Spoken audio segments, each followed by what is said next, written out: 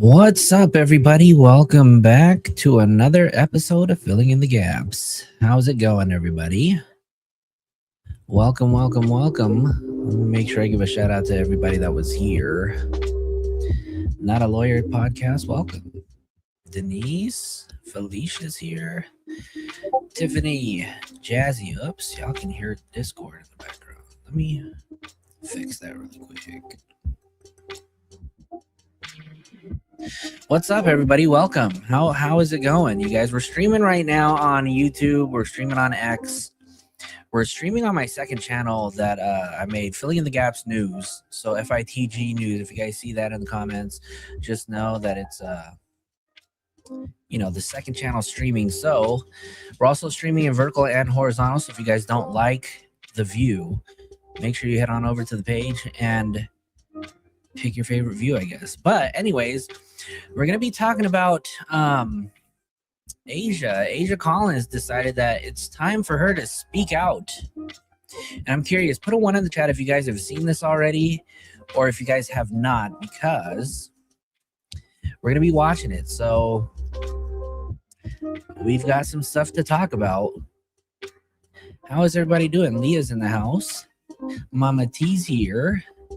Jazzy's here. What up, Jazz? What's up, Sid? True Crime Nat, I see you. What up, Carenza? UK's in the house. We got France in the house. Half of it. I know. I'll be honest with you guys. I've watched this twice now, and a large portion of this, she's really going on a rant in regards to a party that she was at, and apparently she got kicked out of it because of some old friends. So if you guys want to watch the whole video, put a 7 in the chat. If you guys want to skip to the part where she just talks about David and her situation, put a 3 in the chat. So 7 if you guys want to watch it all. Put a 3 if you want to just jump to the David stuff. A 7? I see a 7. Okay. You screen recorded it? I would have tried that. I would have tried, but I get too many damn notifications. Oh my lord, we're split. We got 3s and 7s. I gotta remember which one is which. Hold on. We're like 50-50, you guys. 3-7 here for it all. Okay, Felicia. Okay. Let me just go ahead and guess we can put on the comments too. Well, I guess we're just gonna play it all then. And then if we have some time, Nancy Grace put out a video, so maybe we can react to the whole thing. I don't know. We'll see. I think it was a pretty good episode because it does address the leaks that they're talking about, the potential leaks coming from the Emmy's office and how this could potentially destroy the entire case. And obviously, for all of you guys that are watching here, the one thing that we hope does not happen is that this case gets torpedoed and thrown down the drain and risk having this case actually dropped, right? So let me go ahead and pull up the Aysia video. We're going to get right into it really quick, you guys. Let me bring this up. Stop sharing this, and then I got to start sharing that. We got a whole bunch of stuff. So you guys, the volume on this video might be a little low, but I'm going to blast this as much as I can. So then that way we can get right into it. Oh, hello, Aysia. How's it going? All right, you guys. So this is Aysia addressing, I guess, the reason why she got kicked out of a party. And she blames it all on Jason Lewine. So as you guys know, that Jason Lewine has been talked about pretty much, not too much in this case, but, he was one of the first people to come out when the David news came out, and he spoke, I guess, on David's team in support of David, saying that, he wasn't guilty. He didn't do anything. And then a few days later, kind of took a few steps back and tried to pull his name out of the mix and said, you know what, I made a mistake. I don't support him or whatever. So that, and then he's also the ex-boyfriend of Sakura, the mean girl that Aysia called.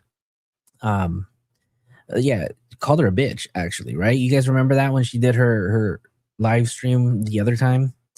Called Sakura a mean girl, called her a biatch. Yeah, that was her.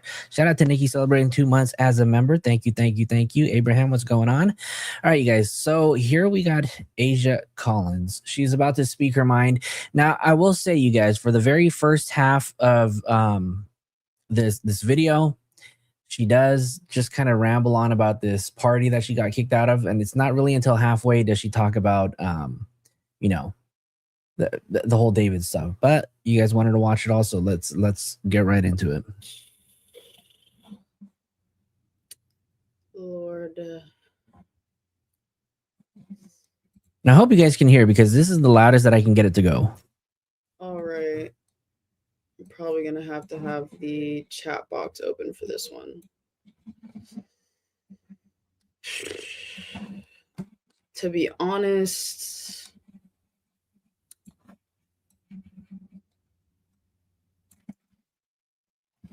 oh wait. This is going to be one of those streams because I don't know if y'all can tell, but I'm not exactly in the best mood. She looks rough.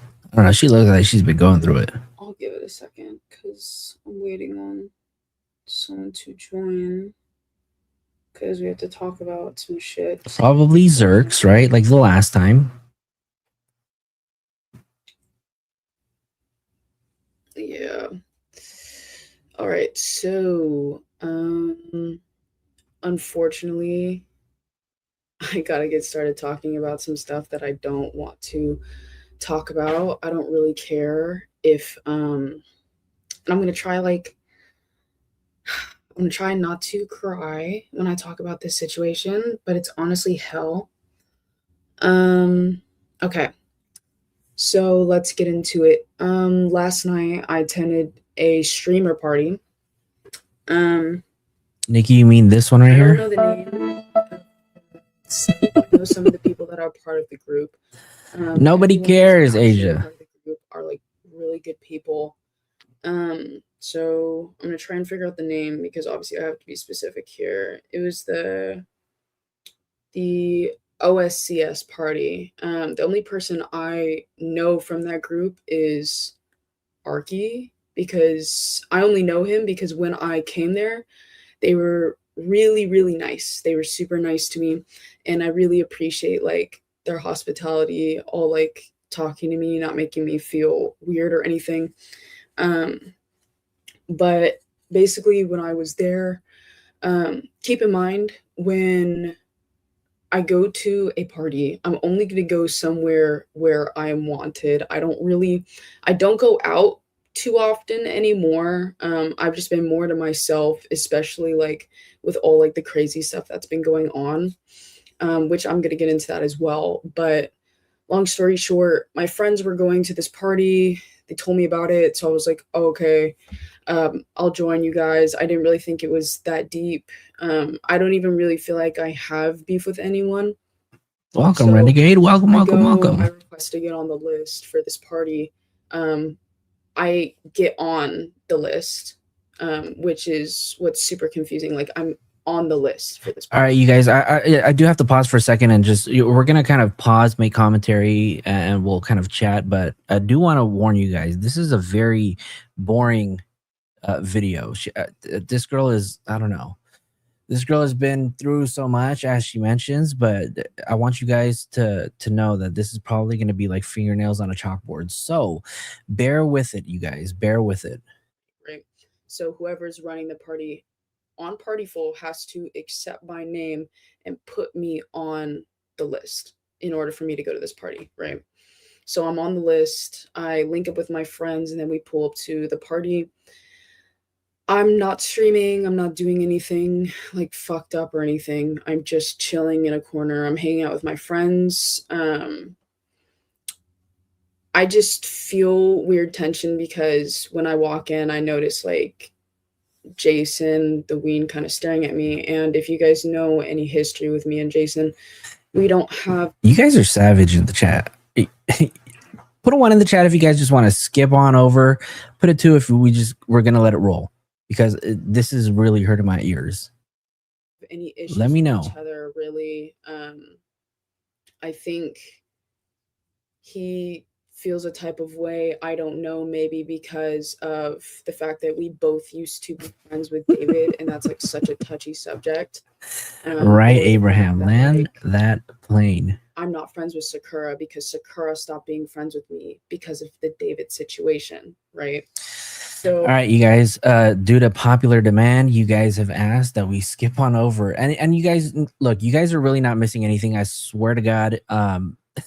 All she talks about is Jason Lewin got her kicked out of a party. There's a few videos that kind of show the interaction they had. I think it was pretty funny, though. You can see Jason Lewin is just not having it. I've given you everything that you need to know about it. That's pretty much it. Leah, thank you for the 199 super chat. I appreciate you. Shout out to Flo and y'all in the comments. All right, we're skipping ahead. I'm sorry, you guys. You guys are not missing out on much. You guys know I wouldn't lie to you guys. But we are gonna jump ahead because I don't want y'all to go away yet. So here. Same thing to him. Same thing with Sakura. So I don't understand why he went out of his way. Like, to try and get me kicked out of a place. So this is what happened. So he might have. I don't know. If he did, God bless his soul. He's texting like the owners and stuff. Even the people he was texting were confused. They were like, "Why are you trying to get her kicked out?" Because I'm not doing anything, right? So now I'm at a party. I'm with like 8 of my friends, maybe like 6 of them. And everyone's kind of confused. They're like, why is security looking for you? I'm like, I don't know. It puts me in also a very awkward position in front of so many people that are live streaming, because now it makes me look like I'm this terrible, horrible person when I'm not doing anything. And I've been Thank you, Renegade. Welcome. And so I just decided, like, I started crying, like, being transparent. I started crying in front of my friends. I'm not a big crier, but, I just got emotional because everyone wants to blame everyone but David.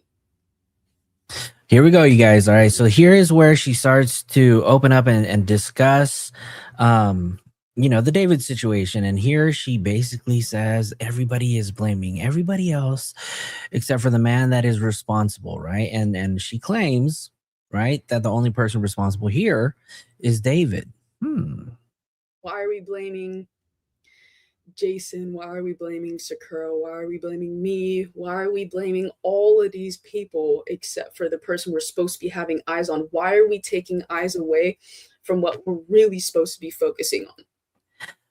I think that's because she's been there from day one, right? I mean, the last I remember, at least as close to the situation, right, from the time that Celeste Rivas Hernandez's body was discovered in the front trunk, was that she was on tour with him, right? So, come on now, Aysia, like, are you for reals? We're supposed to be trying to get this girl justice, and there's the dumbest headlines I've ever seen. Like, I don't even know what the fuck to do anymore. But anyways, I left the fucking party. Pre-recorded. This isn't pre-recorded. I'm literally chilling in my fucking room. But anyways, like, I just left before security kicked me out because I knew then it was gonna look really bad to a bunch of people that were there. So then and Sydney, you're right? No one is actually blaming her, but I think what they want to know is her level of involvement with David, and I mean, quite honestly, like her level of involvement with Celeste, because at the end of the day, she's confessed that she's met Celeste Rivas once, but there seems to be some sort of floating evidence that proves otherwise. And I'm specifically talking about that New Year's Eve night that was at David's house where Celeste is supposedly in the photo, which I'll show you guys in a bit. How many times has she actually met? But not only that, there's a post out there that says, can you confirm that she's 13 and blah, blah, blah, blah, blah. Well, she'll get into it. So just sent Jason a text to which, you know, it's like, you know, we're so bad with each other, yet I have his contact and his number. Like we have text messages. Like it's just so annoying. But I just, long story short, I sent him like a paragraph, and I was basically saying, like, I'm super disappointed about the way that you handled things tonight. Like, I'm honestly embarrassed. I'm pissed off. Like, you made me cry in front of my friends. Like, I'm not uncomfortable with the way that you handled things.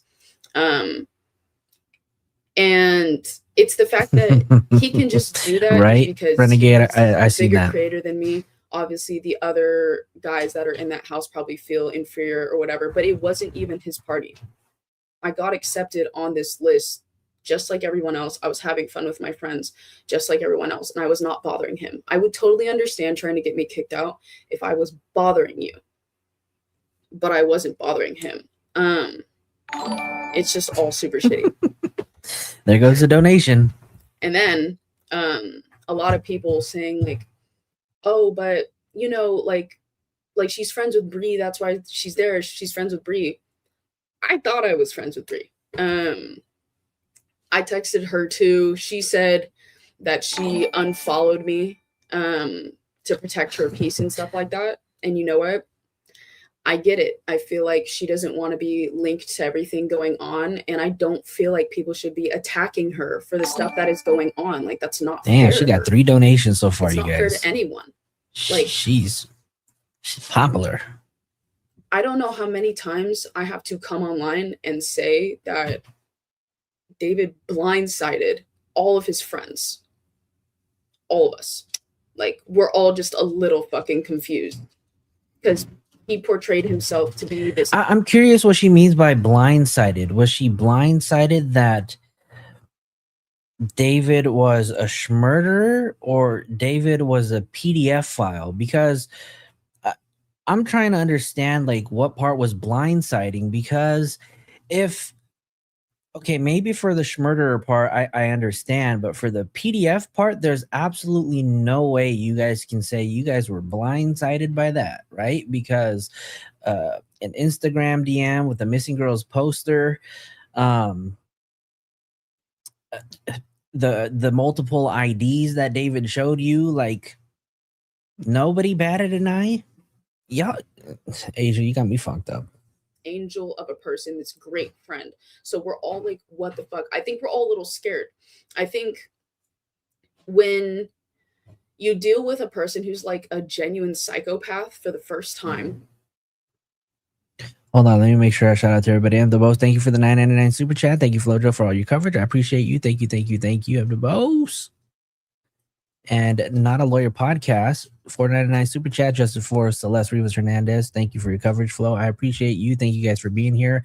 It is a beautiful Saturday afternoon here in Los Angeles. So, you know, I wanted to come hang out with you guys. So thank you guys for being here. I mean, like an actual psychopath. Hey, but look, we got more donations than Aysia has so far. So, you know, we're doing something right, you guys. We're doing something right. Shout out to Aysia, though. You're fucking lost because you're like, what the hell just happened? I would have never thought in a million years he would do something like that. But that's the thing. That's like the common denominator between all of these fucking crazy ass people is you never fucking know what they're capable of because they would never show you that side of them. And like, people are like, oh, how is it that you just couldn't tell? What are you talking about? How could I not tell? When you're, for instance, like, I agree with you, Cammy. Dating someone, right? God, I never knew he was a cheater. Like, I can't believe he cheated on me. Or like when you're friends with someone and they stab you in the back and you're like, damn, I never thought they were capable of that. You'll never know what a person is capable of until they show you.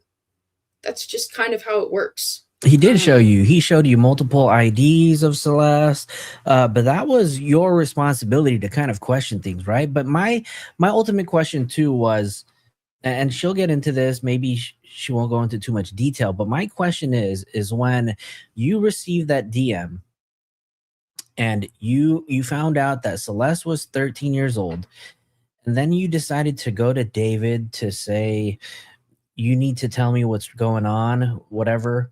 Like, you shouldn't have went to David in the first place. You should have went to Celeste. Now, granted that you may have met her once by that time or after that time, right? I think by the time you received that DM, you had already known who Celeste was. So there's no denying that.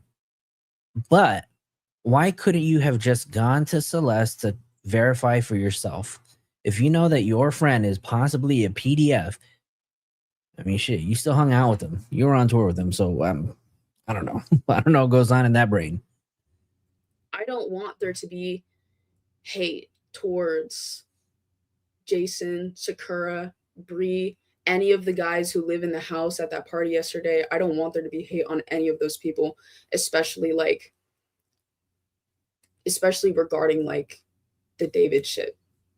I'm coming on here to talk to you about this horrible experience that happened last night.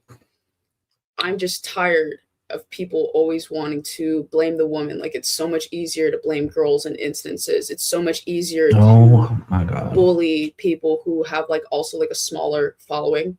Like, I don't really have a big following. It's never really been about that. I've always just been having fun on social media.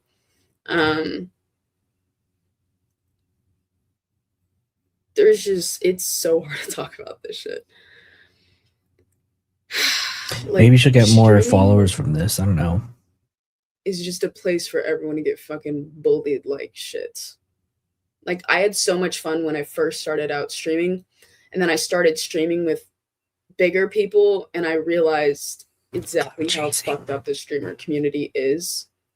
Like, I remember I was scrolling on again about me, and I saw, I think it was Yana who popped up, and I remember like every video I've seen of her, like, she seems really nice, she seems really cool, right? And people in the comments were like, oh, she acts like this, oh my God. And I was like, are we serious, bro? She is like the biggest ball of sunshine that the streaming community has right now. Like, and people still want to keep bullying, keep bringing people down. Like, I'll just never understand it. And that's why, like, it's really hard for me to even want to stream anymore. Like, I took a fat hiatus, and like, I get you guys might not care like if I stream or not. I get it. It's more for me. Like, I want to have fun with my community. Like, I don't know, bro. And like, a lot of this shit, like, it's very easy to blame someone, right? I understand that there's really high feelings towards everything going on, which is super valid. Like, I want the answers too. I really do. But especially with investigators and stuff like that, we can't rush their process. We can't. I don't know. There's so much there's so much AI bullshit going on. What's AI? I never under. What is she talking about? I don't know. Why did I pre-record? Why do you guys think this is pre-recorded? I've said like twice this is not pre-recorded. I'm just talking to you guys about, you know what? I don't know. I think it's really, what is the purpose here, right? I don't understand either. Is it sympathy? It possibly could be, right? I mean, I don't know if she's going to get it. Now, I do want to say, right, that when it comes to the actual death of Celeste Rivas Hernandez, I don't think she had anything to do with it. I really don't. I think, you know, the person who is responsible for this is already in custody. But the whole thing about knowing Celeste, I think she's downplaying because she doesn't want to be known as a person who didn't do anything. And I think she just kind of was okay with it, and that goes for a lot of people that were probably in his inner circle, but it doesn't mean, you know, that it's okay. And to be honest with you, she had an opportunity to speak up a long time ago, and I don't know if I don't know how I feel about her claims of knowing Celeste or not knowing Celeste or only meeting her once, but I don't know. I don't know if Asia will ever have a chance to fix her reputation. Maybe she will, right? But we're gonna have to wait until after this trial is over for her to come out and say everything. Now, and I get it, right? Because there's currently an active investigation. This case is barely going to the preliminary hearing. But I don't know. You guys think that she'll have a chance to kind of rebound from this and recover? She may actually have some really good information that we'd want that we for sure are going to want to hear, right? But my question is to you guys in the chat is she going to have the opportunity to recover from this, right? Because I think, you know, as you guys have mentioned, she's just guilty by association. The fact that she was, I'm not gonna say a groupie. Maybe she was a groupie. The assistant on his tour, the fashion designer, whatever, his stylist is what she calls it. She was associated with him until the very last day, right? That we speak on this stuff. I will say though, there is one thing I do definitely want to Alicia, talk damn. about with the David situation. Which this is super difficult to speak about because I don't know what I'm allowed to talk about. The trial hasn't happened yet. I wonder if she has a lawyer too, because if she does have a lawyer, I wonder if they would just advise against, you know, her coming on live and telling her, you know, Aysia, this is probably not the smartest thing to do. You should probably just shut up. You're probably a little butthurt from the party, which has nothing to do with this case. Although you might think it does, it really has nothing to do with this case. So let me just go on Twitch and talk about the case and tell everybody, I don't know how much I can talk about, but I'll say something. That's one thing that is a really big deal. The trial has not started yet. I'm trying to be respectful. I was on the tour with David. Yes, you were. I have been compliant with investigators, police. Okay, hold on. She did say something here that I think is the biggest takeaway from this whole entire video is the fact that she has been cooperative with law enforcement and the DA's office. So one can assume by her statement is that she may have participated in this secretive grand jury, right? That's the only thing that I myself can take away from this video. But I want you guys to let me know what you guys take away in the chat. And everyone who has asked things of me. I've even put out a statement to the public. That was on Reddit. On Reddit. Yep. After I was getting a lot of death threats and harassment towards me and my family. So I don't know what more you guys want me to do. I've raised so much awareness about Celeste. You're right.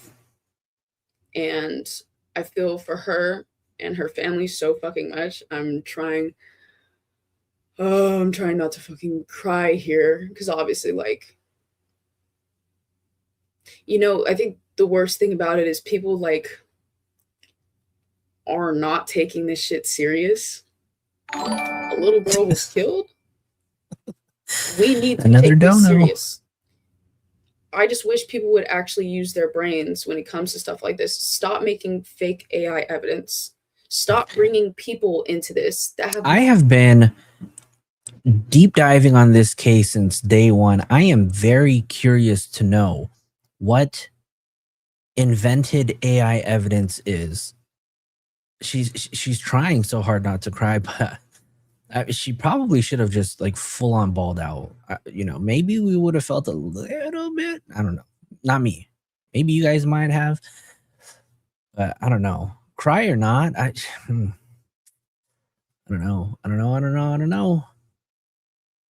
don't know. Nothing to do with this. Like, oh my God, like what more can I fucking say, bro? Like, I'm trying to. You can just say David is guilty. I don't know. I'm trying to talk about things. I'm trying to be straightforward. But this is all just like, this is fucking hell. This situation is hell, and hell for everyone who had to be around that dude. Right, T. Like, I don't know, bro. Oh yeah, and then okay, that's something I can't talk to you guys about. Okay. Oh, what can you talk to us about? There's a all right, you guys. This is the part where she's going to address the message that she got in her DMs on Instagram. So pay attention, you guys. Shot going around of me texting someone in 2024, right? And it's like this random girl that I'm not even close with. I think I worked with her one time, and that's why we were mutuals.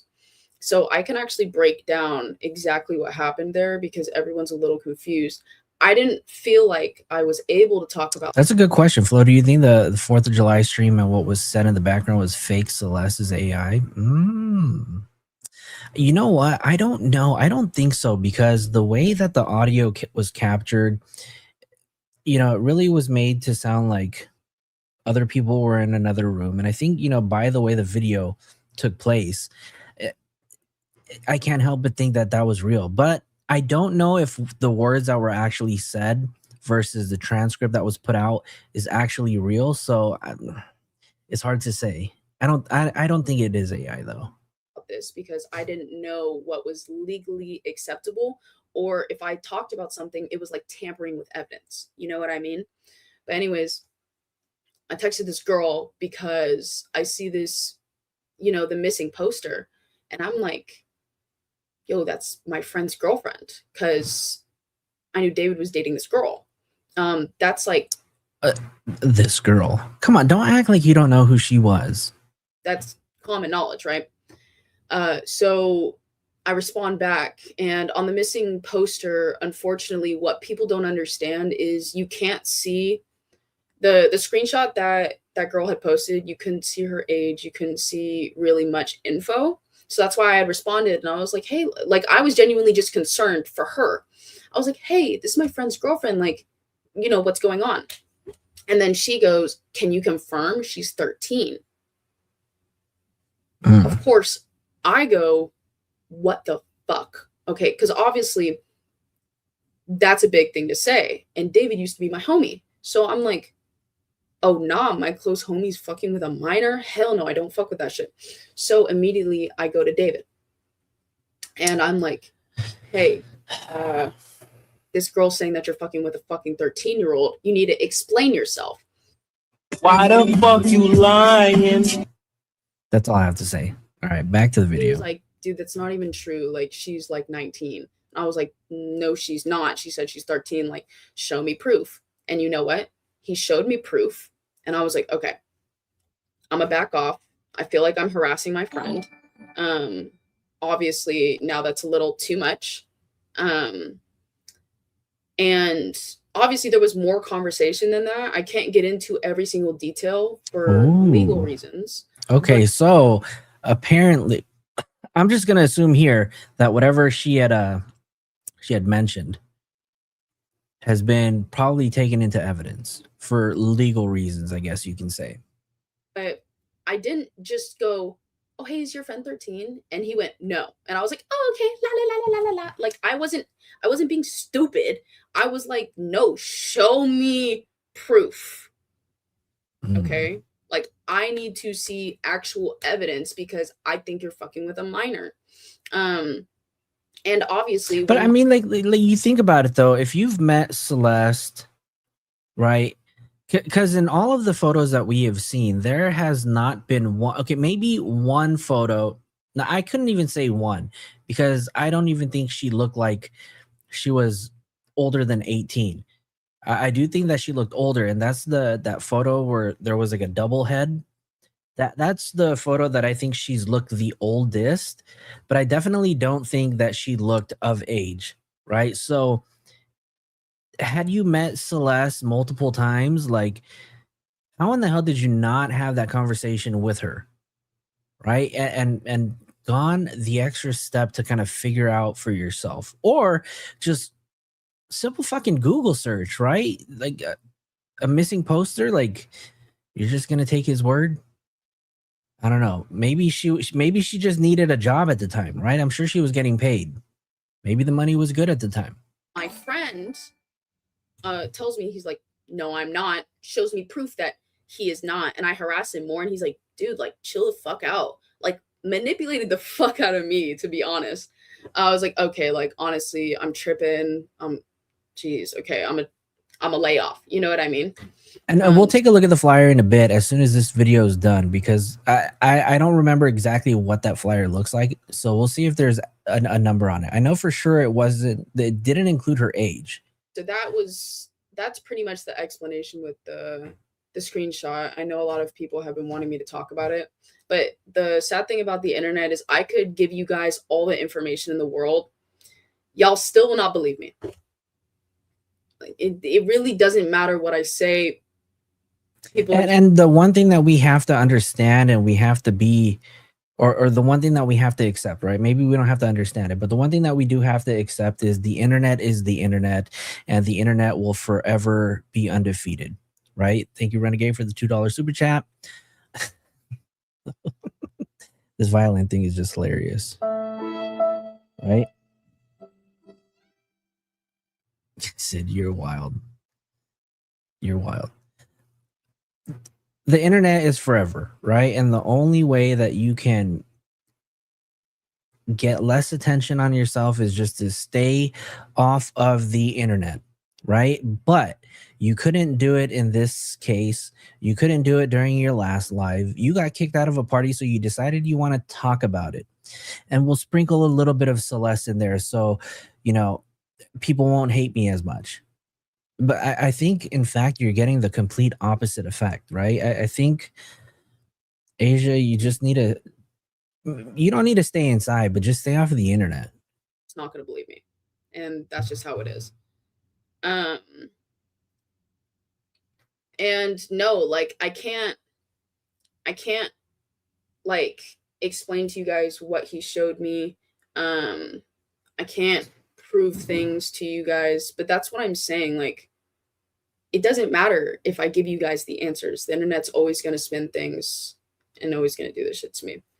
I can name at least 2 instances where Aysia and Celeste were in the same place, and that was on New Year's Eve, right? That was at with David in his mansion, and then there was the show. What's the location, you guys? I can't remember the location off the top. Somebody in the comments knows for sure, but the one where Celeste was with the family.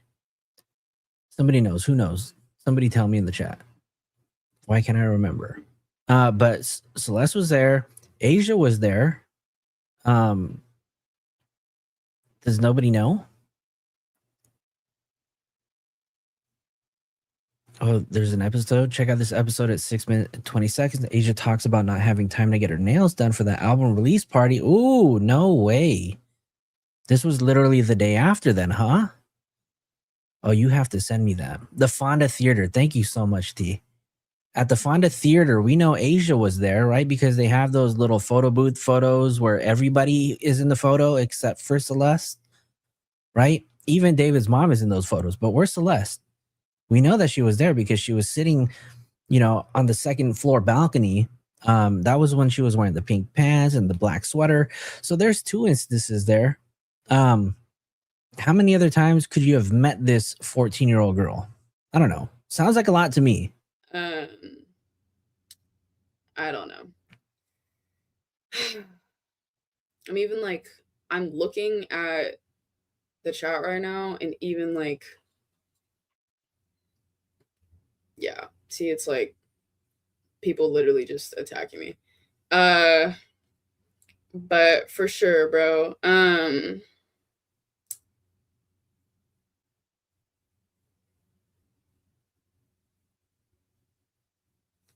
I have not protected anyone. Thank you. Investigators wanted to speak to me. I told them everything I knew because I just wanted to, whatever information I can give, I just wanted to help. But yeah, I mean, people are saying that I'm protecting certain people the very moment I found out about this shit. I mean, like, even on tour, when this stuff happened, I immediately flew away from that tour. Like, I've just been terrified ever since. I took like a fat hiatus, obviously, from socials because. Okay, now we'll just kind of put myself in her situation though, right? If she is telling the truth, and you know, I wanna believe what she is saying, but let's kind of remove ourselves from the situation. Just kind of put ourselves in her shoes. Imagine being friends with this person, right? Because I do believe her at this point, right? When she found out, she freaked out. Can you imagine just being friends with somebody? You're on tour with them literally at this moment, and you find out that there's a 14-year-old girl found in the front trunk of your friend's Tesla, and you're currently on tour with this person. How would that situation make you feel? Right now, let's just kind of remove ourselves from the whole situation, the way we feel about Aysia currently. But like, honestly, how would that make you feel knowing that you're on tour with this potential suspect, and then the fact that you may even know who this victim actually is? Now, granted, this happened September, right? So you hadn't seen this girl from April, May, June, July, August, September, about 6 months. So, and then just to kind of think, like, what if y'all were really hooking up too, right? You were hooking up with this person. She probably freaked out too, and probably thought, like, this could have been me. Is honestly crazy. I'll probably be taking another break from socials due to the way that this shit's happening. I am curious. I am curious to know what David actually told her. You know, and I think once this trial is all done, and hopefully it doesn't get dropped, I know Aysia is going to come out and, you know, speak her piece. Yeah, I don't know. I don't know what other information that she has that we're gonna want to know, right? Because again, I mean, just by the way we've been in the chat and just the whole sentiment of this video, like, nobody's really fucking with her, right? So even if she tells us everything that we want to know, are we gonna forgive her? I don't know. I don't know about forgiving her, but anyways, yeah, I know a lot of people are like, oh yeah, maybe just take a break from things. I took a break for like 8 months, but people forget, like, I do enjoy like making content and being on social media, and if I didn't do anything wrong, I don't really understand why I have to. I've been so respectful to the case. Even when I wanted to go on the internet and just start like rambling about everything going on, I stayed quiet for the respect of, you know, information not getting tampered with, and for everything to go directly to investigators. But, you know, like, right. Honestly, there's really nothing I can do to exactly, Abraham, exactly make things better. All right. Well, yeah. TCB, what's up, TCB? Yeah, I don't fuck with streaming. I think this community is way too toxic. You guys are all too young. Jeez. Aysia, you are young yourself, girl. Shut your ass up. Okay. Anyways, you guys, that was the entire video of Aysia and her. I wouldn't even call it a confession, but this is her speaking out. I'm really over that, but I do want to. Are you guys good if we jump on over to? Let me hold on. Let me show this, right, because we do have to talk about this as well. Where is it? Let's go to this. I'll show you guys this. So this is the video that was on. This is regarding the party that she was at, where actually no, let's show this one first, because this one kind of puts things into perspective. I guess she got kicked out of a party. No return policy. Bro, Jason, don't I'm start. sorry. I'm sorry. Whoa, No return. whoa. I thought this was the beater thing. Hey, the pool, jacuzzi, everything's right there. But look at his reaction. He is just over. He is over Aysia. Oh my god. You're doing amazing, sweetie. Oh, Thank you, TCB. Thank you for your $4.99 super chat.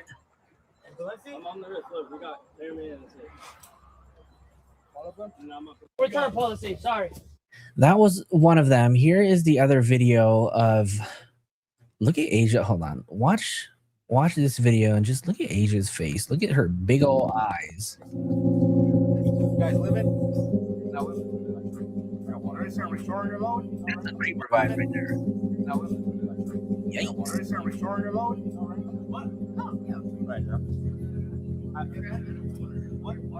Oh, yeah.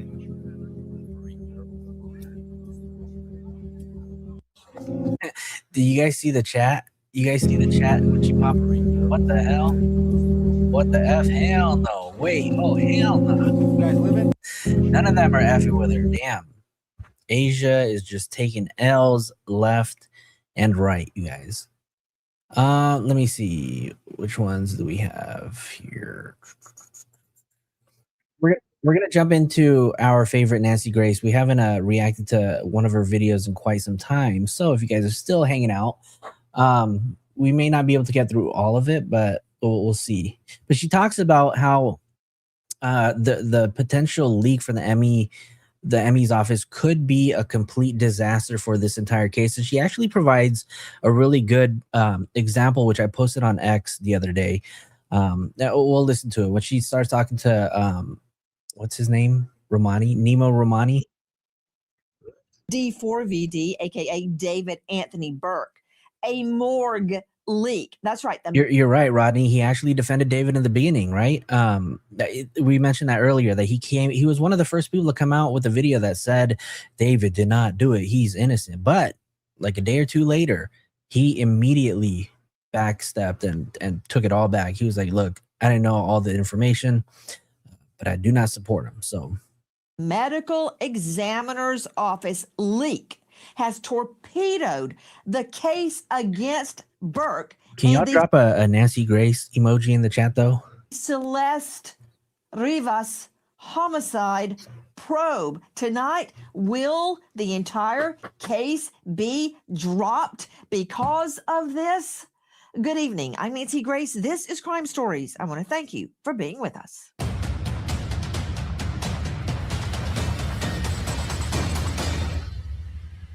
He has ripped her apart, and there she sits in this house. He blames the smell of this child's decomposing body on his bathroom. Hell yeah, it stinks. This is human remains that are decomposing.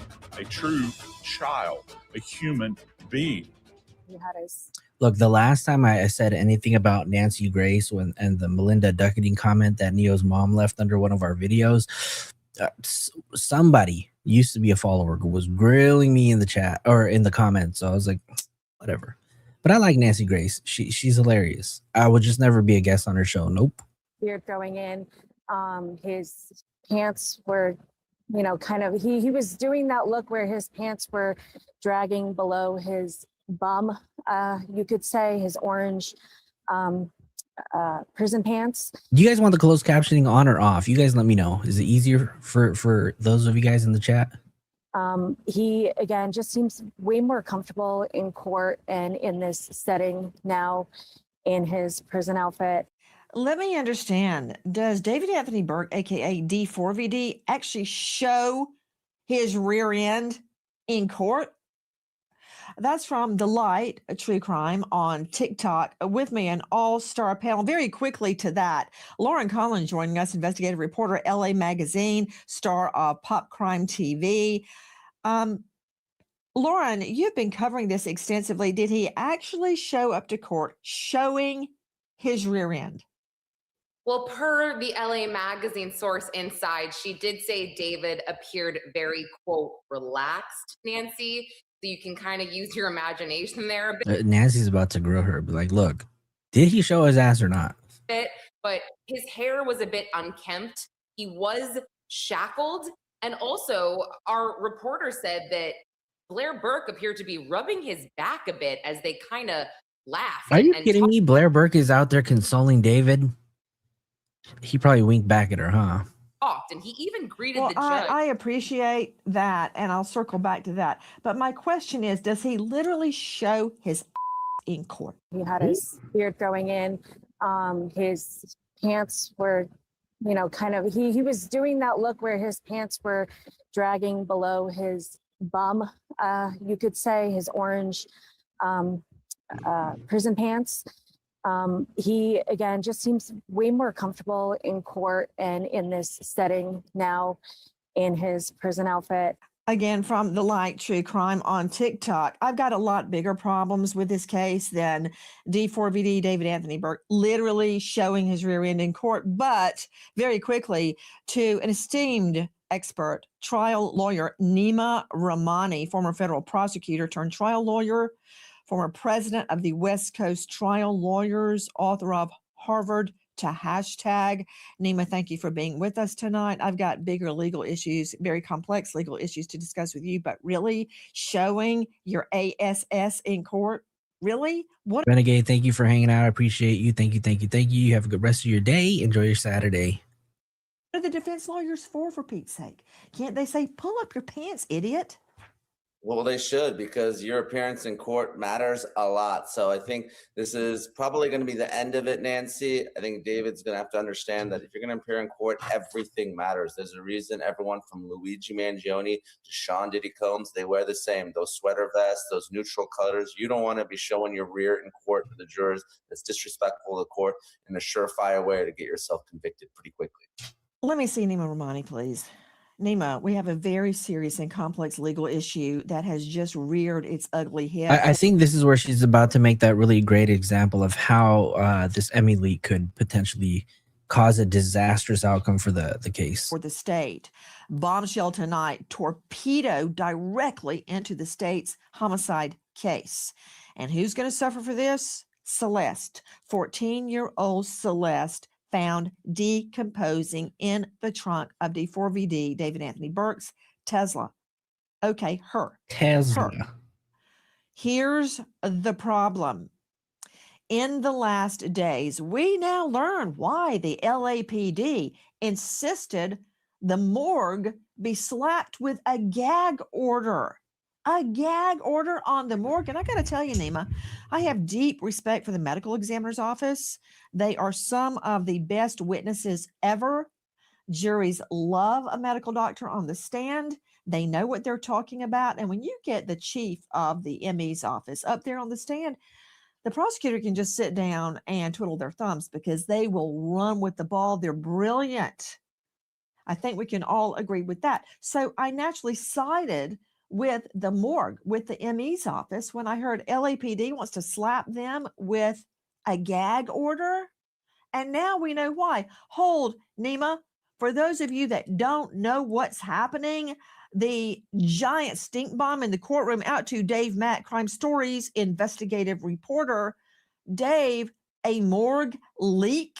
What? As we were covering this story in the beginning, there was certain information that was coming out that was very specific about the condition of Celeste Rivas' remains. And talking on and off the air, we were wondering, where is this information coming from? They're not releasing official information. So it has to be somebody is making it up or somebody's leaking it. And now we've got official notification that employees of the office are now going to be required. We're talking 12 different employees, Nancy, being required to sit for recorded interviews as the department investigates itself to determine who in this office is and was leaking information about this 14-year-old child and her remains to somebody in the public. Okay, you know. This is a video that I guess was on his TikTok that I hadn't really seen until recently. But that right there, 100% to me just looks and screams Celeste Rivas Hernandez. Oh, think back. Nima Ramani, one of the best in the business, by the way. Remember at the beginning, we kept getting information that all these horrible things had been done to her body. You know, I'm talking about rendering, disarticulating, a kiddie pool in the garage used Hey, for that Kim, how are very you? purpose. Welcome. It was horrific. And then we were told, well, that's not true. That didn't happen. She was not rendered. She was not disarticulated. That's all a lie. Okay. So there was a lot of confusion. Now we know what was happening. According to reports, the medical examiner's office was leaking information. And then the LAPD was quickly saying, that's not true. That's not true. It's all true according to the state. Here's the problem. Here we go. This is not for prurient interest to read in the National Enquirer or in a tabloid. This is a murder case of a young girl. Ruby, thank you so much for becoming a member. Welcome to the inner circle. And then Felicia just gifted a membership. Adele just received a gifted membership. Let's go. Thank you so much, Felicia. And thank you so much, Ruby, for joining the inner circle. Welcome, welcome, welcome, welcome, welcome. Medical examiner's office equals the state. And when the state is proven to have done prejudicial wrongdoing to the defendant, the whole case conceivably can be dropped, Nima. Nancy, it's a huge problem, and Blair Burke and the defense are going to take this and they're going to run with it.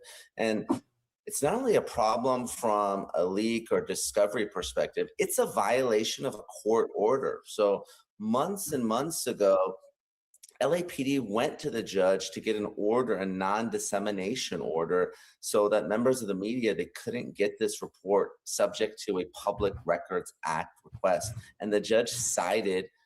Actually, you know what? Let's go ahead and do that too. We're going to go ahead and gift 5 memberships right now because we can. So if you're in the chat, make sure you have your gifted memberships turned on. So then that way, when I send these out, you can receive one. Cool. I'll do that in like a minute or two. Let me just set it up. With LAPD and said that this report should not be made public. So now if you have members of the government, and even though it's not the prosecution is responsible for these employees disseminating information unlawfully in violation of a court order to the media and other members of the public. Believe me, the defense is going to have a field day with this. They're going to file an outrageous government conduct motion. They're going to do everything they can to get this case dismissed. There can be terminating sanctions. There can be other types of sanctions for the DA's office. Now, all of a sudden, instead of being on offense, they're in a defensive position, having to explain all this in open court. Nima, I want to tell you. And really quick, you guys, this will be the first and only time that I'm going to ask you guys, if you guys haven't already, hit the like button. If you guys haven't already, subscribe to the channel. Afterwards, I'll be posting a link to the Discord where it's a members only Discord. We keep the chat going on and on and on. For those of you guys that are already in the Discord, you guys can vouch for how active we are when it comes to breaking news, new cases, developing stories. I got a team of really dope people pretty much on it. So make sure you guys, become a member and then join the podcast or join the Discord afterwards. A true story. Okay. I was working on a death penalty case. Here it is, and you guys. Suddenly I got subpoenaed to testify in court.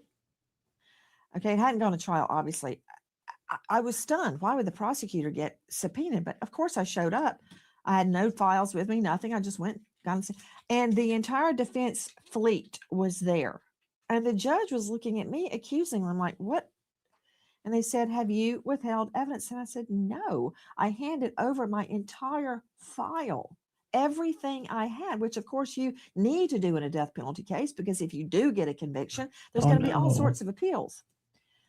Well, then they handed me some papers I had never seen before.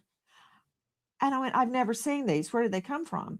They came out of the homicide file down at APD homicide. Yikes. They had unwittingly left out about 20, 30 pages in what they gave me. So when I handed over the whole file, I didn't have those 30 pages. Well, we immediately handed it over, and there was, well over a year I had already left the office and gone to court TV before the case went to trial. So they had plenty of time to digest those 30 or so pages.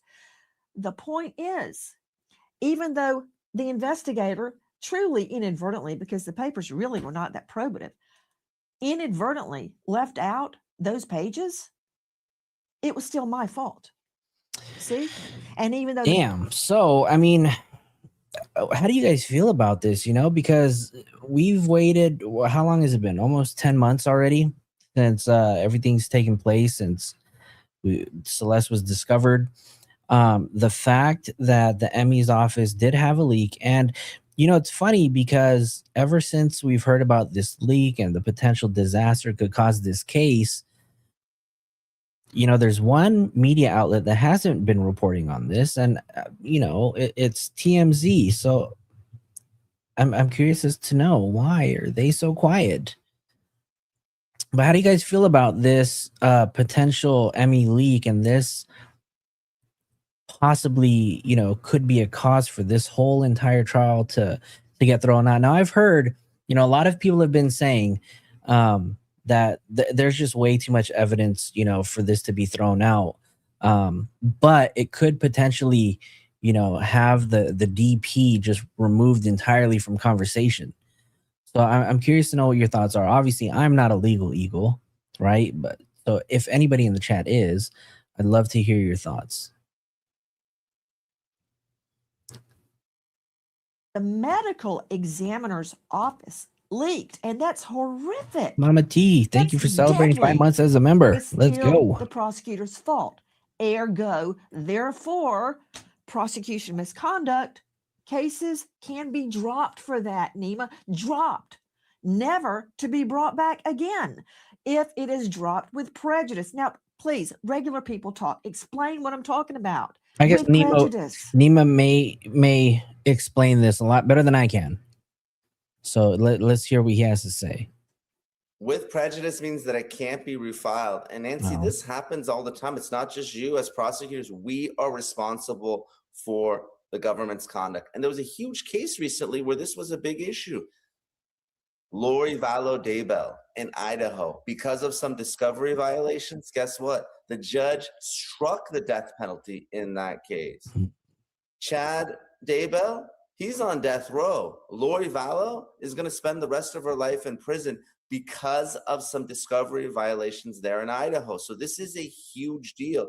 And when you have good defense attorneys, they're going to use every advantage that they can. So if there was a violation here, and I'm saying if, then the DA's office is going to be in a world of hurt. Obviously, look, not a death penalty case, but that doesn't mean that this case can't be dismissed. There can't be all sorts of other sanctions here. And like you said, the prosecution is always responsible for the conduct of government employees. So they're the ones that are going to be paying the price. Right. And of course, it all comes down to Celeste Rivas and Joe? her family. I hope they're not the ones who suffer because of some misconduct of some government employees. Okay, for somebody's podcast, now that you're here, but you might want to join the regular chat, not the vertical live. People want to know how could this case potentially be dropped with all the leaks coming from the ME's office? Boys. Joining us now, and I met him when he was at the Fulton County Medical Examiner's Office, which has a huge crush of a caseload. With me, renowned forensic expert Joseph Scott Morgan, professor of forensics at Jacksonville State University. He is the author of Blood. This guy get a tan or something, or what? Or is it just the new background? Guy look like he's been out in the sun a bit. Beneath My Feet on Amazon. He is the star of a hit podcast, Body Bags with Joseph Scott Morgan. But for our purposes, Joe Scott is a death investigator with over 10,000 death investigations under his belt. I don't know how to explain the reverberations that will occur because of the medical examiner's legal term. You may not be familiar with this, F up. Yeah. It's worse than an F up because an F up suggests, oh, I screwed up. Sorry. Hey, Joe, you want to come up here? You want to come up on panel for a bit? You can discuss with us so people in the chat can pick your brain. Because there's a lot of questions about how, you know, this ME leak can affect the case. So I'm curious to know. No, This was an intentional leak, Mm-hmm. providing lurid, upsetting information about a little girl's rendering of her body, the disarticulation of her body in a kiddie pool. A leak of that volatile, incendiary, upsetting information for what? That leads me. Okay, First Liberties podcast says if the unauthorized access to the report is being done to manipulate the report, that is a form of evidence tampering. If the evidence is significantly altered, then it's not credible at trial. So this means that the ME's report or the autopsy report that we do have, that we've read, right, multiple times here on the show, could potentially be thrown out as evidence. And that right there is going to be a huge piece. But it's also going to be a huge piece of evidence that the defense is going to tear apart, in my belief, right? So that could be huge. To the Spectre, did they get paid for the leak? Are they like the anonymous tipster to the Daily Mail? I mean, people get paid for information. Hey, guys, right here, look at this. Thank you, control room. Here's shots from our friends at TMZ. That is the garage where we believe. Joe, if you want to come up to the podcast, I put the link in the chat. So come on up if you want. The kiddie pool was placed for the rendering of Celeste. And I'm putting it as euphemistically as I possibly can. Cool. Right there in his home. So thank you, TMZ, for that. But think about it. Where does this go? What if I'm going to go ahead and gift those 5 memberships right now. So good luck to whoever receives it. they were paid for the information to leak those very sensitive documents? Joe Scott, you worked in a medical examiner's office. It could be anybody. It could be one of the doctors. It could be an assistant. It could be a secretary. It could be a cleaning lady. It could be an intern. Congrats to everybody who received the gifted membership. If you guys haven't already, join the Discord. I have posts on there for our community. If you guys want, welcome to the inner circle. To all of you guys, appreciate you guys for being here. So congrats to everybody who got a gifted membership. Quickly Xerox the files or email them to someone. This is going to be a full-blown thing.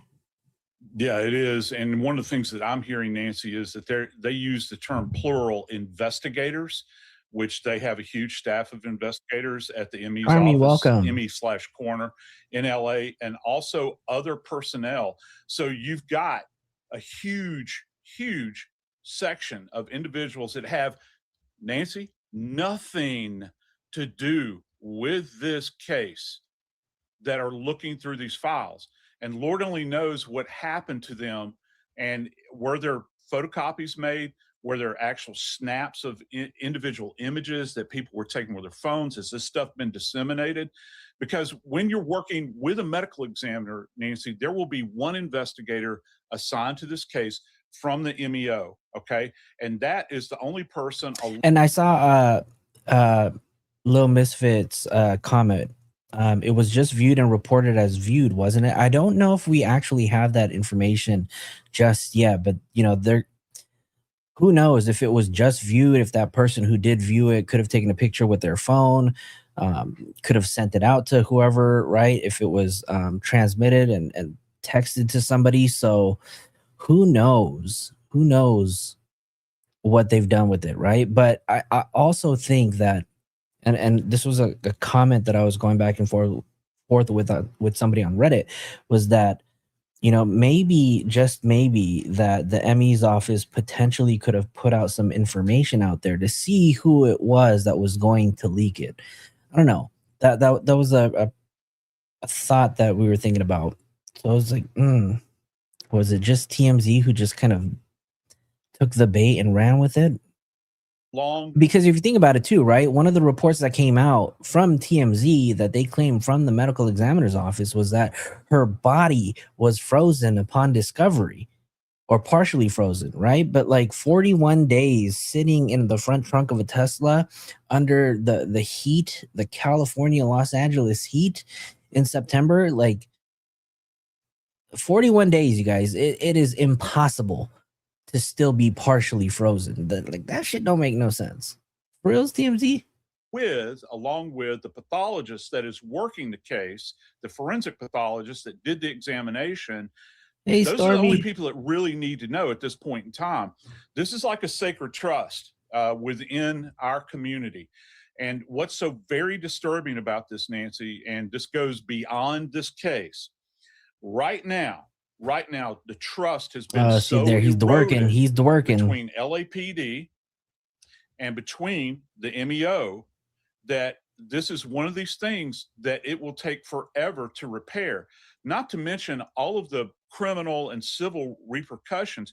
Because, Nancy, this is what it comes down to. This child, as if the family hasn't had enough on them, is now being drugged before people putting eyes on this case that have no business in it, and they are seeing this over and over again. It becomes a sideshow. And that's You don't like his dorking? Talking true crime? You don't like his dorking? You don't like David's skills? something Right. that we take very, very seriously.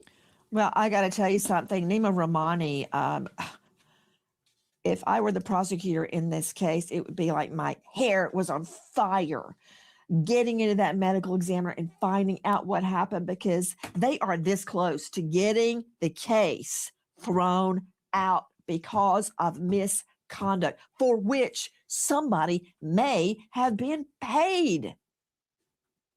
No question. So obviously there's going to be an investigation here, and I wouldn't be surprised if there's criminal charges, because that's how serious this is. But even short of misconduct, I mean, this is fodder for cross-examination. When the Emmy takes the stand, this will probably be discussed. When we're talking about jury selection, you're talking about prejudicial information, information that might not be admissible, that's already been leaked. So this affects voir dire as well. Nima, look at your screen. Voir dire. Look at her. Look at her. She is a little girl. She is dead. She has had her body rendered down, left in 2 plastic bags, and the front trunk of D4VD, David Anthony Burke Tesla, and her body.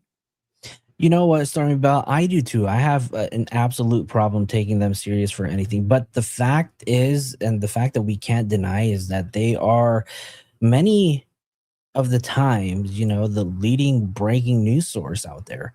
And so I'm not going to lie. Anytime TMZ drops an article, especially pertaining to this case, I'm going to jump right over it.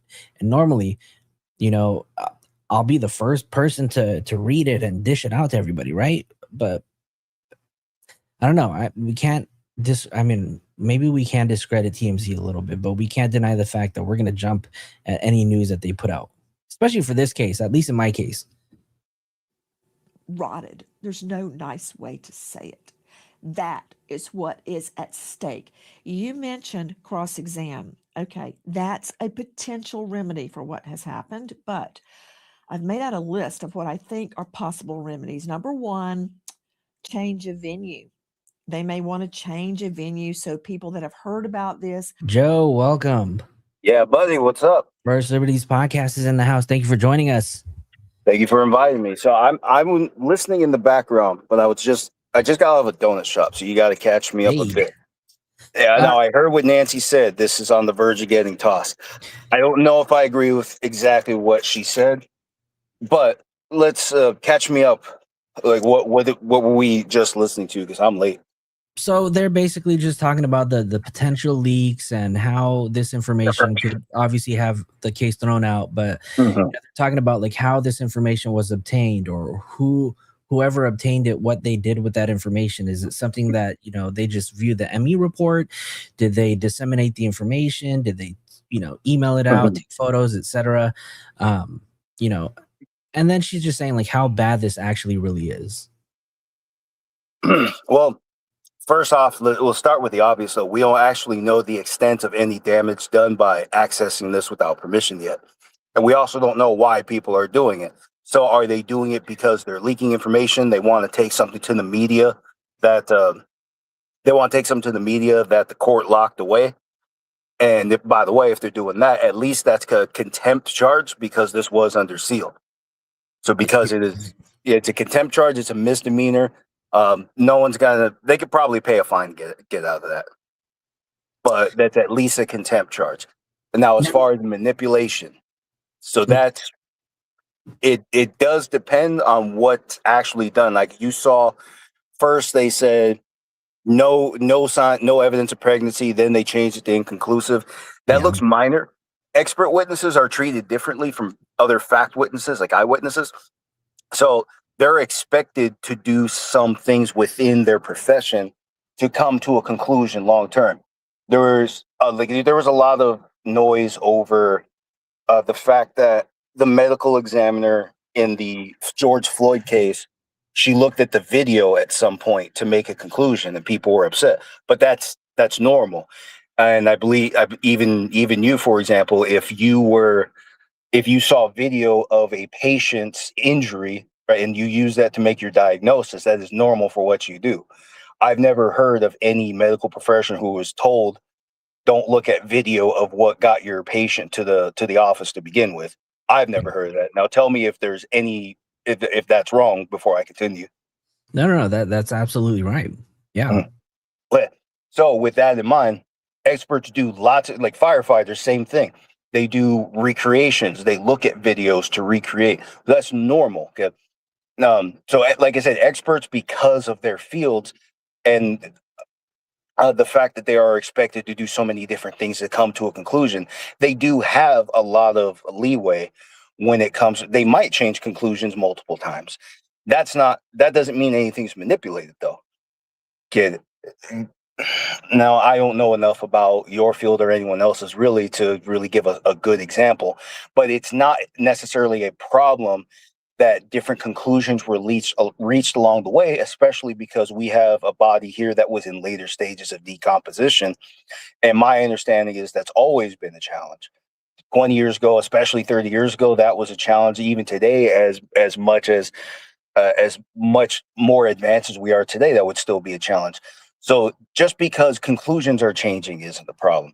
The issue is whether or not conclusions are being manipulated to target David. And that is a much higher burden than the news is actually representing right now. Now, I didn't see this interview with Nima Rahmani. Remember, he was a prosecutor out here. He also practices defense in California. He's actually a good one to listen to on all these things. I didn't listen to this yet, so this is the first time. So if he's touched on that, sorry, I missed it. But no, he hasn't really much yet. He just kind of started talking. Okay, he just got him. Yeah. Okay, then So, it's not a big I'm curious. I'm curious too, because once we heard that there was the Emmy leak, right? I don't know if it was Lauren Conlin or who it was, but then they were saying that the defense has hired a defense examiner. And is that just a medical examiner on the defense's side? Yeah. When it comes to expert witnesses at trial, you don't just rely on the government's witness. In civil and criminal court, each side can get their own experts. The experts might have sharp disagreements, so the credibility is always up to the jury. Yeah. In any of this stuff, whether you're testifying for defense or for the government, like I said, I wouldn't expect you to change your story because of who you're talking to, but that's what people perceive. Yeah. They think it's the defense that's going to, in this case, because the evidence does highly suggest that David is the one who did it. It's really close. It's like I told Rabbit, when it comes down to that last 30 minutes where she may have been, we don't know exactly when she passed, but there's that 30-minute stretch. Somewhere in that 30-minute stretch of silence, she's expected to have passed away. I think it's more like a 20-minute, right? Because I think she got there at 10:10. That was 10:10 to 10:40. Well, you're probably right. And then 20 or 30 minutes. That text message, right? That's when he sent that text message to her asking like where she was at. Yeah, you're probably right. I thought it was 10:40, but you're probably right. Either way, it's only a few minutes off. But yeah, there is that small little window where there's the expectation of that she passed away in that time. Yeah. So now, just because you're a defense expert, that doesn't mean that you're spinning it. That doesn't necessarily mean you're spinning it for the defense. But yeah, you'd be amazed. We have special prosecutors for certain cases, like when cops get investigated. There was something like this that even happened recently in Los Angeles. So the last district attorney hired a special prosecutor to investigate police misconduct. The special prosecutor said, yeah, there was misconduct. Then now Nathan Hochman he got a separate special prosecutor to continue, and then you got a different conclusion. Right. Yeah. So yeah, it can happen, right? But like I said, it's entirely up to the jury. We still have to hear what they say, but it's normal. Just in case people wonder, it's normal for defense and state to have their own experts. In fact, if you were going to a criminal trial, if you can't afford your own experts, there are actually lists of experts that the court will call to your trial. In your defense. So question, right? Because Not a Lawyer podcast put in the chat, Flo, I have doubts in that window. Even Body Bag says that injury, she would have bled out for a long time. So is that 20-minute window enough for her to bleed out? I mean, how do you feel about that window?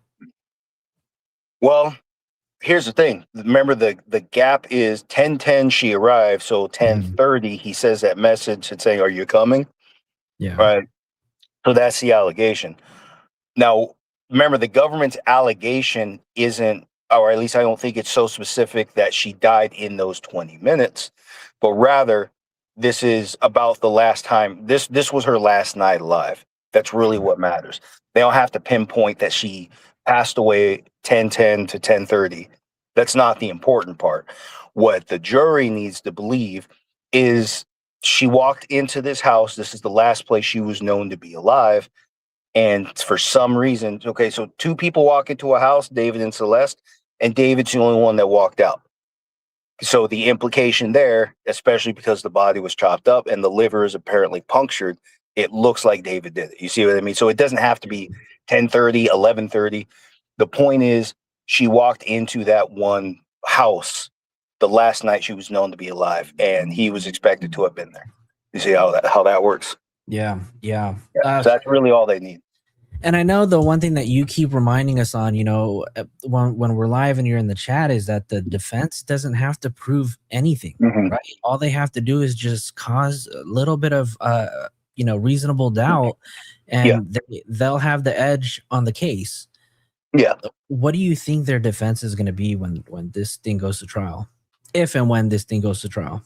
Well, right now they're going to lean on these statements here that medical examiners were investigated, and they're gonna find a way to bring that into trial. They're gonna look for inconsistencies, and we already have one that we know of.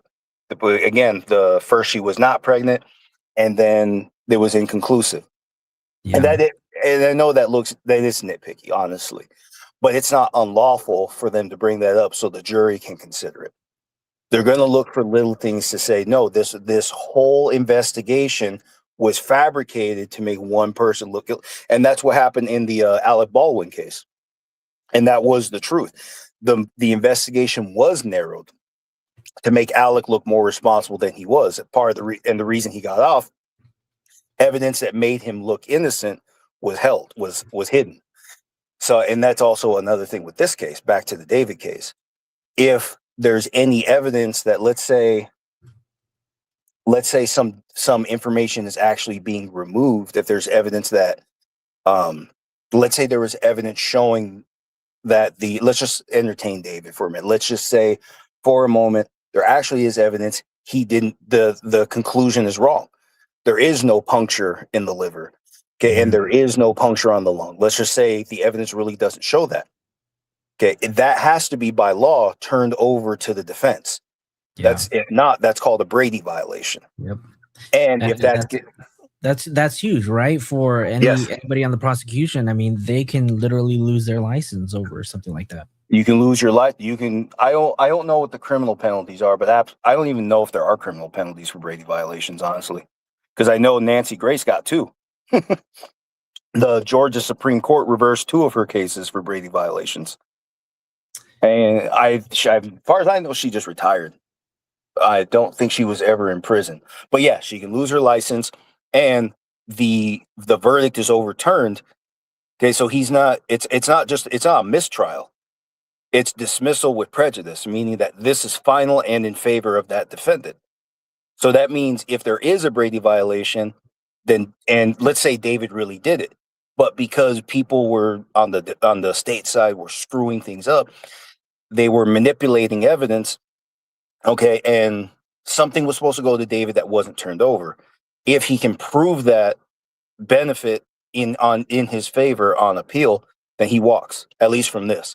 As far as the other charges, the sex abuse charges, as long as that's him on camera, that's just it. He's doing at least 16 years for that. Yeah. If I read correctly, I think he's doing at least 16 years just for that. Yeah. So he's not walking. What are your thoughts on any federal charges being brought against him after this case? With what the federal government usually does, they could, by constitutional rules, they could just have their trial first, but by policy, they have theirs last. It also works out for them because when you have all these statements under oath and that's admissible in the federal courts, because for legal purposes, if it's on a court document, usually it's usually presumed reliable. Yeah. So that makes the federal case stronger. So they're going to no matter what, basically, they're going to let the state case play out first because that makes the federal case easier. So he'll get those eventually. Now, let's say he does get life. I wouldn't be surprised if the federal government just said, just let him sit. He's going to stay in prison for life. Yeah. But at the same time, it probably is in their interest if they know he's as bad as it looks. And like I said, they're going to wait for the state trial to conclude. They'll probably take him. So then he's going to end up with, I don't even know how long, because we still don't actually know the extent of that abuse evidence. Is remember, if it's on video, they charge you by the frame. So if you're using a more modern camera, that's 120 frames per minute. So in a minute, you committed 120 offenses. But there's an upper limit on that. So I don't remember the sentencing, but there's another upper limit on that. Well, not only that too, right? But if you think about it too, so the state trial is going to take place, whatever the outcome is, that maybe potential federal charges, he might face that. But then also we're expected to see a civil lawsuit take place too, right? With the family, with Celeste family too. So this guy can be in the spotlight for the next few years. Oh yeah. This isn't over. I don't know how much of his money is his money. I don't know how much of the luxury that he's enjoyed was just the record label paying out for, they pay for limos, they pay for helicopters and all that stuff. I don't know how much of that is actually his, but they're going to do that after the criminal trial. Because right now he has his right to be silent.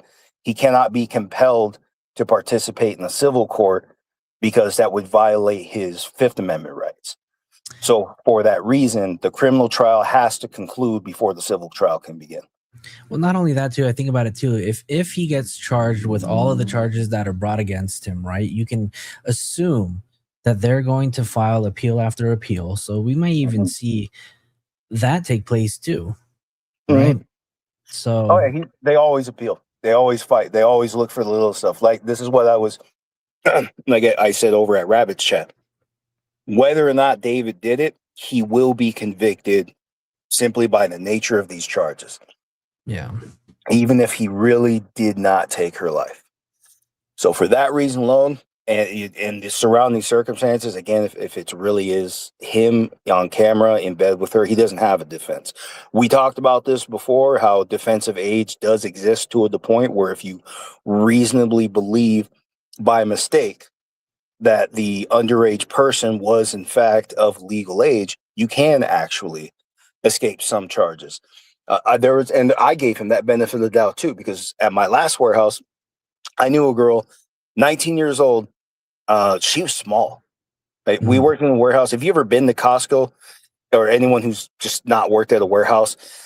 Go to Costco, you'll see a lot of their pallets. They're not supposed to be higher than 5 feet tall, but this girl was just under 5 feet tall. So she was just a little bit shorter than a pallet at Costco. Wow. And I drive a forklift everywhere. I got to pick stuff up. I have to get out and look for this girl. Yeah, but she's 19 years old. If she was not working at my warehouse, I probably wouldn't believe her. You put a Pokemon backpack on that girl, you would swear she was on her way to school. So that's why I gave David the benefit of the doubt. Maybe he really didn't know. Now it's early on. Now we all know that's done and past. He does not have that claim.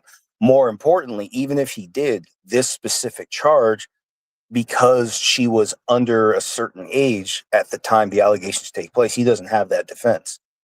So once the state proves the illegal physical contact, that's it. But they have to prove, this is also one possibility. The charge says that there has to be 3 illegal acts within a 3-month period. And I looked this up. There was a guy who he got off because the state proved 2 acts in a 3-month period, not 3. So he did get out on appeal because of that shortcoming. I don't know about a follow-up. I don't know if he was charged again with something else, but I'm just saying that can happen. So, well, I mean, we're really going to have to wait and see what this evidence brings then, right? Yeah. It's always, we always got to wait for trial. Things are always unfold very differently at trial. People, especially right now in the investigation phase, witnesses change stories. And that's the big one with Aysia Collins. Her last name's Collins, right? Yep. So that's one of the big ones with Aysia Collins right now. She initially said she didn't know Celeste or never met Celeste, or I don't know if the context of the statement was accurate, but people think that she was trying to hide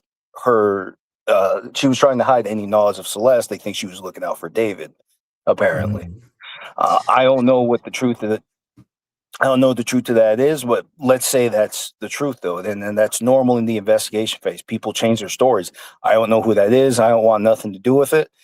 And then the government starts showing you stuff. Says, yeah, you do. You know her. You've been in chat rooms with her. And granted, a chat room is not the same as a formal hello and exchanging names.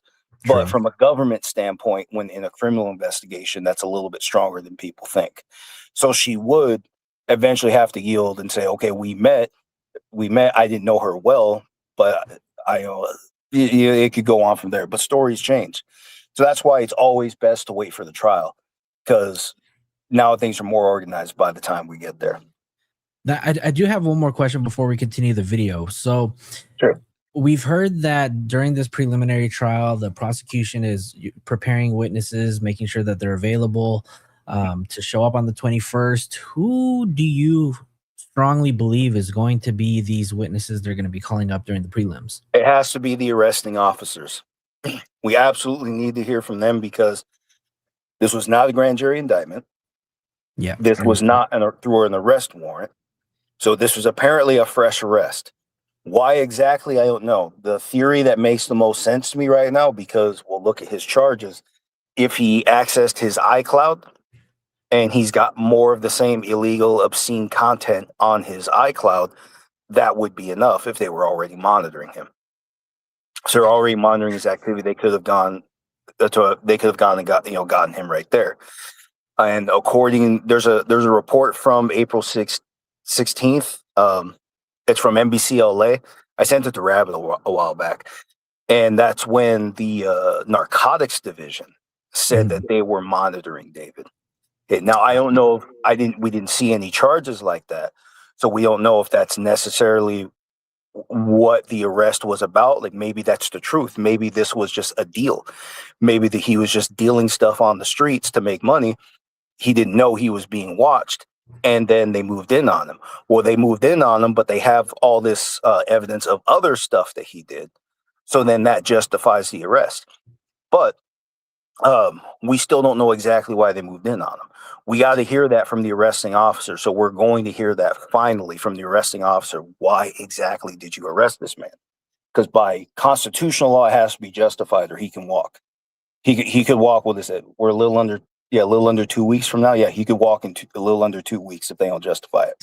Well, and then I also remember when they had the press conference where they discussed his charges, prosecution and LAPD made it very clear that they were working in lockstep, to make this happen. So, there's going to be an explanation for all of this. And you're right. I do think that we're going to hear from law enforcement during the prelims to really get that answer and find out, why was he arrested? But we're going to go ahead. Let's jump into this video really quick. Let's watch it, and then we'll stop and pause. And if you have any comments you want to make, if you hear something, just let me know. We'll stop it.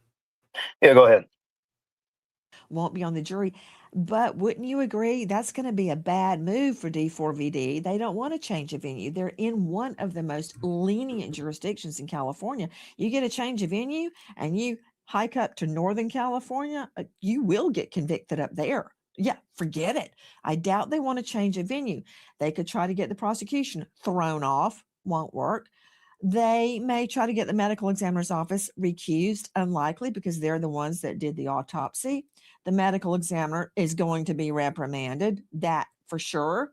There will be a searing cross-examination. That's a given. Here's a concern. Remember what happened in O.J. Simpson, right? Furman and others on the force made the jury so upset about their personal behavior that it ended in a jury nullification. And we've seen it many, many times. The jury says, you know what? He probably did it, but screw it.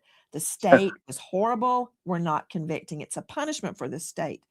Of course, you could ask each individual juror on voir dire, do they know about this? And if they say no, and they can keep an open mind, the case moves forward. What do you think is going to happen? I want to hear what he says. I'm very curious about what he says. But as far as transferring venue in California, I don't know. Maybe that does depend because it really does depend where you go. Because you're down here in LA with me. Yeah. You know how bad it got down here. Personally, now Nancy's talking about LA as a lenient jurisdiction. I don't think she's keeping up with news in California so closely. And that's fine. She's out in Georgia or Texas, I think. But news traveled far and wide that California in general is a lenient jurisdiction towards crime. And that's not the truth. And especially now with Nathan Hochman. With Nathan, I was going to say, now that we have the new DA in town, a lot has changed since Gascon has left. Yeah. And what and he made that promise. He made that promise to LA that the times have changed. It's not we're out with the old and in with the new. Yeah, he got 63.1% of the final vote, guys, and that should tell you a lot. But if it's not telling you, then people gotta understand, because crime did get so bad over the last few years. Juries are impatient. Juries are much more likely to convict on the optics alone. They're just so fed up with everything that has gone wrong over the last few years. Anyone on that jury with a chance to punish somebody, I think more likely we are going to see a jury that is eager to punish no matter where he goes in California right now, especially for these charges. Now, I talked to Chloe about this a while back. Mm-hmm. Our courts. Shout out to Chloe. I know if she's back. And now our courts have a rule, a motion to sever. So if you have a client like this who has multiple charges, you can file a motion arguing that the charges should be separated so that David should have maybe two trials in this case instead of one. Now, because everything is so intertwined, I asked Chloe about this because I wasn't sure. And she was convinced that everything was too intertwined. She said the judge will not grant a motion to sever. So he's going to go to trial for all three charges no matter what he does. Now, look at his charges. He's got just about all of our most serious felonies and as a first-time offense. No one's going to be lenient to this guy. The jury is going to hear the whole story from what they met when she was 11 or 12, and then the illegal activity. It starts at 13. They're not going to be lenient. There's nowhere in California he can go to get that leniency. And that's where I don't agree with Nancy's statement. And she's looking to the past to explain the future too much. The times have really changed. He's not walking no matter where he goes. The change of venue, especially with this kind of publicity, I don't think it matters. There's nowhere he can go. The whole thing is the evidence does look so bad that I don't think anybody can save him. That's what Bruce Rivers was talking about. The evidence For, doesn't give you. there's 40 terabytes, right? 40 terabytes of evidence. I mean, who knows what they have on there, right? Or what they have in that 40 terabytes of evidence. But I mean, 40 terabytes is not small for anybody who's not familiar with just the amount, right? Like that's a lot. Like How did Flo summarize it? She explained it like if you were if you were a bunch of filing bins. Mm-hmm. Like she explained it. It wasn't a short stack of papers. She said if you were to put that on in papers, yeah, she said it was like a filing bin at least. Yeah, I forget what the number. Yeah, I forgot what number she said, but it's still, yeah, it's a huge stack of papers. So you could stand on that and you can get anything off the top shelf at the store. You know, it's not short. It's not a small job. And then, like I said, when it comes to the videos, Blair has to break it down by the frame. She's got to look for any little gap to say this. There's no way of proving this is my client. That's really the only defense she's got. But then, like I said, other charges in the federal court can still happen. To put things into perspective, you guys, right? For how much 40 terabytes is, if you have a standard iPhone at 256 gigabytes, you're looking at about like 150 plus iPhones at 256 gigabytes full of information, right? So for somebody who has a standard, like for myself right now, if I were to look at my photos and stuff, I have like about, it says here 46,000 items, right? That's videos and photos. Yeah, I got a lot of photos, right? But that's just how much information that they have in their possession that they're putting into evidence, you guys. So we're probably not even going to see like 10% of what they're claiming is evidence, but it's a lot of shit. Yeah, it's a lot. And answer Adil's question, because she asked, like what we were talking about a moment ago, what about the federal charges and all the obscene content? I don't know the sentencing is very high on that. I think most of these guys do at least 30 years, and he facing charges in California and the federal system, and the sentencing is about the same. But I don't remember what the upper limit is. I haven't looked at that math in a while, but with that in mind, I would say he wouldn't even qualify for, let's say he didn't get life in prison. I don't think he probably wouldn't be eligible for release until 70 or so. At least. Hopefully not. All right, let's see what Nima has to say about it.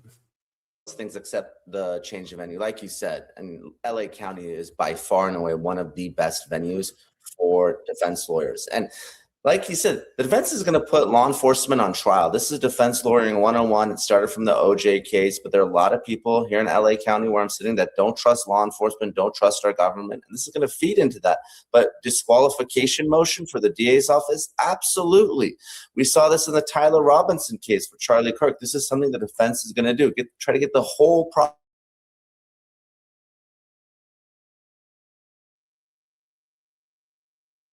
Jury selection. Ask the potential jurors, have you heard about this leak? Do you have any views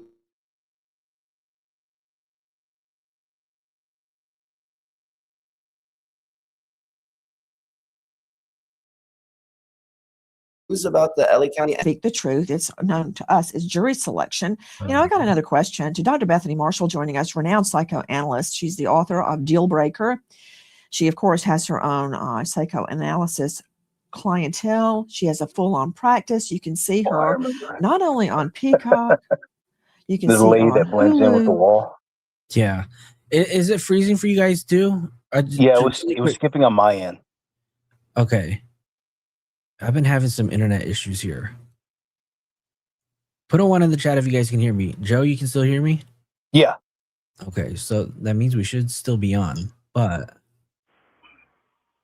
I'm wondering if they're getting it. Yeah, I still hear you. Yeah. Okay. Yeah, it was just skipping for a bit. Okay. Yeah. So Nima didn't have anything I need to comment on.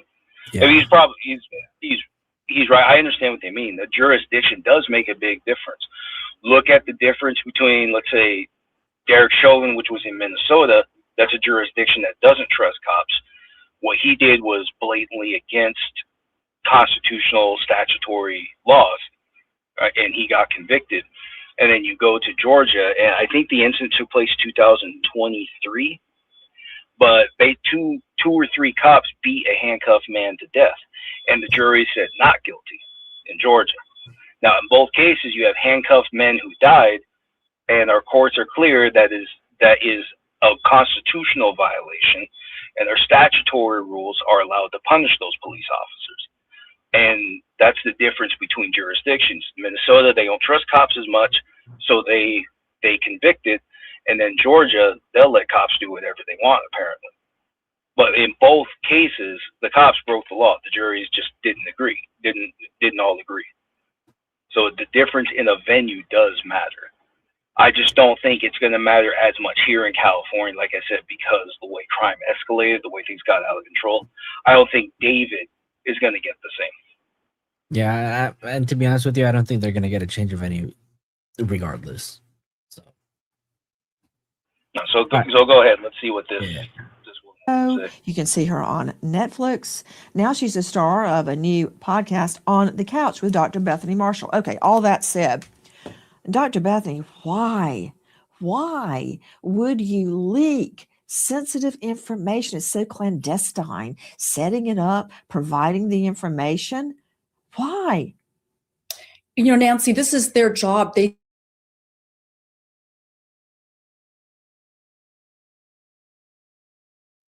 do whatever they did. This reminds me of your friend Joan Rivers, right? When there was the wrongful death lawsuit, what came out is that her ENT took selfies of her while she was under anesthesia, and the wish for the notoriety, to gossip, took precedence over ethics. And there are just such widespread ramifications for this, unfortunately, that not the least of which is that her family now knows about the disarticulation. Really quick, I just want to shout out to everybody who's been in the chat. We did officially hit 2,300 subs, so thank you guys for that. I appreciate you guys. Just for that, I am going to be gifting another 5 memberships to everybody that is here in the chat. So good luck to you guys. Thank you guys for all subscribing. I appreciate you guys. It's good to do these afternoon shows. I really wish I didn't have to work full time, you know, but thank you guys for being here, and hopefully we can do this again tomorrow. But let me go ahead and send 5 gifted memberships, and then we'll get back to this video. Awesome. And to answer a question in the chat, I don't think he's getting off. I know that's what people are saying right now. It was the same thing I told Rabbit when the news broke. Expect the defense to use it. But it's probably not going to end the trial unless it has to be something really bad to really stop the trial. Our courts are really clear on this, that usually the courts don't just disregard evidence, even if it's a little bit sketchy. They're not going to stop the trial just for that alone. There's a presumption that the general public wants to see these matters solved at trial, for better or worse. So with that presumption in mind, they will move this to trial as best they can.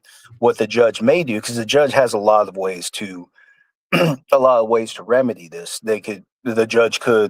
She could say certain phrasing isn't allowed. Like, remember what's the big one? The sentence that he stood by as she bled out.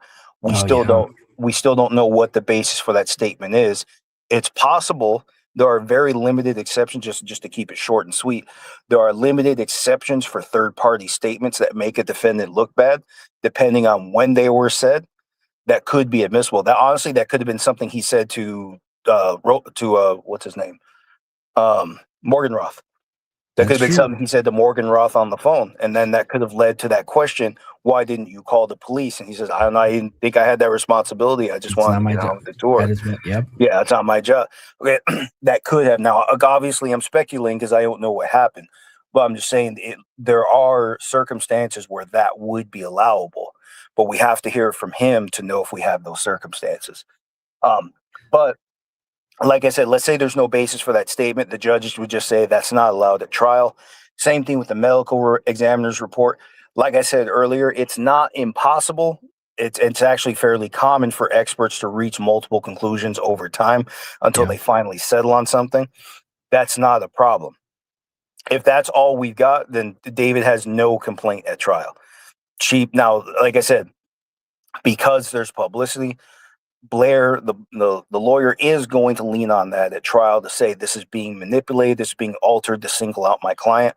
She's going to say it for the record, because if you don't say it for the court record, then you can't bring it up on appeal if it does happen. So she's going to say it anyway. But I bet you we need to hear something really, really bad in order to stop this. And right now we don't have that. I don't think it's going to happen. I think this is just, look, we're 10 days away, right? It's the 11th now. 10 days away, we're going to. Today's the 11th. Yeah, so in 10 days, we're going to see the first preliminary. And like I said, first we're just going to hear about the arrest. Yeah. Now, also understand, really, the point of the medical examination is really just to prove there was a death at the scene. That's ultimately what it's for. So the report is it's going to be admitted for one reason or another. It doesn't look like they fabricated the fact that there was a death at the scene. We all know that, right? We have the news reports, the warrants, and of course we have the exam. Now the exact conclusions might be mixed. So the judge might start scratching stuff off, might start saying certain statements can't be used, like I said. But the idea that they're going to disregard the body altogether, that doesn't make any sense to me. Right off the top of my head right now, I can't think of a reason the judge would do that. But I can almost promise you we are going to hear about this report at trial no matter what. I'm also curious to know what happened to Celeste's body, right? What did David do with her body from April 23rd to May 5th? Well, maybe TMZ does have the truth. Maybe there was some evidence that the body was frozen at one point. And that's what I believe too, right? I do think that there's a possibility that she could have been frozen at some point. I just don't think that it was very accurate for them to report that she was partially frozen upon discovery. But not only that, the part that bothers me too is that when LAPD came out and debunked it, TMZ came out the very next day and doubled down. Yeah, they were adamant. You remember that? Oh yeah, they're adamant. Yeah, they absolutely trust their sources, whether or not they're trying to just do it for a story. Yeah, they were adamant, and maybe they did have something. But same thing I told all you guys back then. If that's true, and because the report was under seal when they said that, so as I said, if that's true, somebody is going to get investigated, and here we are. Somebody's getting investigated. Yeah. But like I said, it doesn't, just because there's an investigation doesn't mean that the evidence is being tossed. It really doesn't make sense when you understand that the courts assume there's a public interest in seeing all these matters solved at the trial. And without evidence of a body, there is no trial. But like I said, it's probably not going to happen. Under these circumstances, it just seems laughable. The only issue I see is if the report is if there are so many different conclusions on the report, and there might have been evidence early on that would have showed David didn't do it. Or, like I said, maybe something was fabricated, for example. The defense has a right to know about it. That's a U.S. Supreme Court rule from Brady versus Maryland, that once the prosecution has that evidence, they have to turn it over. If they hide it and it comes out on appeal, then at least that charge will get scrapped. And in this case, because the mutilation, as far as I can tell, if he committed the murder, he probably mutilated the body too. Yeah. So as far as I can tell, if the first degree charge is scrapped, then so is the mutilation charge. But like I said, that only speaks to those two charges. For the other stuff, I still think he's doing the max 16 years. Okay, so I have questions about the possible murder weapon too, because I don't know if they have it in their possession, because we haven't heard anything about it. What are your thoughts on that? Yeah, it doesn't seem like they do, and that's fine. They don't. They sure as shit can't guess. Now maybe they did look at some of the knives that he possessed. Maybe they did take them, and maybe if they found something, it's not too late for them to tell. Remember, they don't have to tell us absolutely everything at this point in the trial. And even Beth Silverman, she did say at the first hearing that any and all charges that can be filed have not been filed. So if that's true, we can still expect more to come. But if they found something on the knife, we could find out later. We don't have to know right now, especially at the preliminary stage. All the government has to do is argue that there is enough evidence to move forward the trial. That's the only thing they have to do. I just remembered that there was discussion on about a possible 54, maybe. I think it was 54 warrants that have all been 54 warrants. You guys know what it takes to get one? This guy got 54.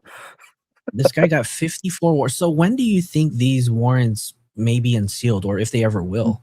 Well, yeah, it's all going to get unsealed. We're going to start seeing that on the 21st, because we have that's the big one. They have to unseal the first one, that leading into the trunk. Even though, we all knew that happened. Oh no, that one's already unsealed. So remember, we already have that one unsealed. So then we have the one that so from there, they got warrants leading to the house. So those are the big ones. We're gonna know. Then they took computers, they took cameras, they probably took other devices that have storage cameras on them, so on. Whatever they find. Adele is asking if you can explain how difficult it is to get a warrant. The standard is probable cause. Now, that means that you have to. Probable cause means that there are facts that show that there's a good likelihood the crime has happened.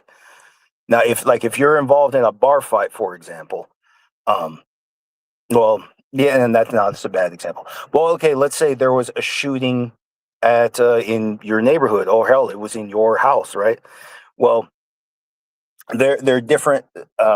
And there we have probable cause. We know the body was in the house. Okay, so cops are probably going to have to get a warrant for it if they find whatever they find, whoever else is at the house. Then they start, when they start using cell phones, text messages, and so on. The point is, there has to be a factual reason to believe that you or something in your possession is linked to a crime. Like here's an easy example. A lot of cars get searched, the trunk gets opened. Sometimes cops find all kinds of stuff in there. They could find illegal substances, they could find weapons, they could find bodies. If they do it the wrong way, that actually gets scrapped, because the officers can't justify how they saw it actually. They can't justify the reason for actually opening that trunk, even if they find it. Why? Because they have to be able to speak honestly and factually to what they actually saw. So just because they pull you over doesn't mean they have a right to open a trunk. Okay, and that's because of the probable cause standard. So with that in mind, now granted, probable cause isn't a ridiculously high standard, but like I said, it's still a factual and inconvenient one. It's not a guess. It's not intuition. Okay, in this case, well, the body was in his car. That's about as straightforward as it gets. That somebody knows something in that inner circle. Yeah. But to get that warrant, at a minimum, like I said, really all that matters is that something factually related to a crime happened. And I guess in this case, well, I don't know, I'm trying to think of a simpler example. It's too obvious in this case. But like I said, the evidence just has to implicate you. It's not enough, like, say this happens on occasion. Let's say there was a body, a body across the street, or even there's a body in your lawn. That doesn't mean you did anything. So obviously that's a crime scene. But if the cops want to get a warrant to search your inside your house, there has to be a reason to believe that the crime happened inside the house. Remember the Karen Reed case.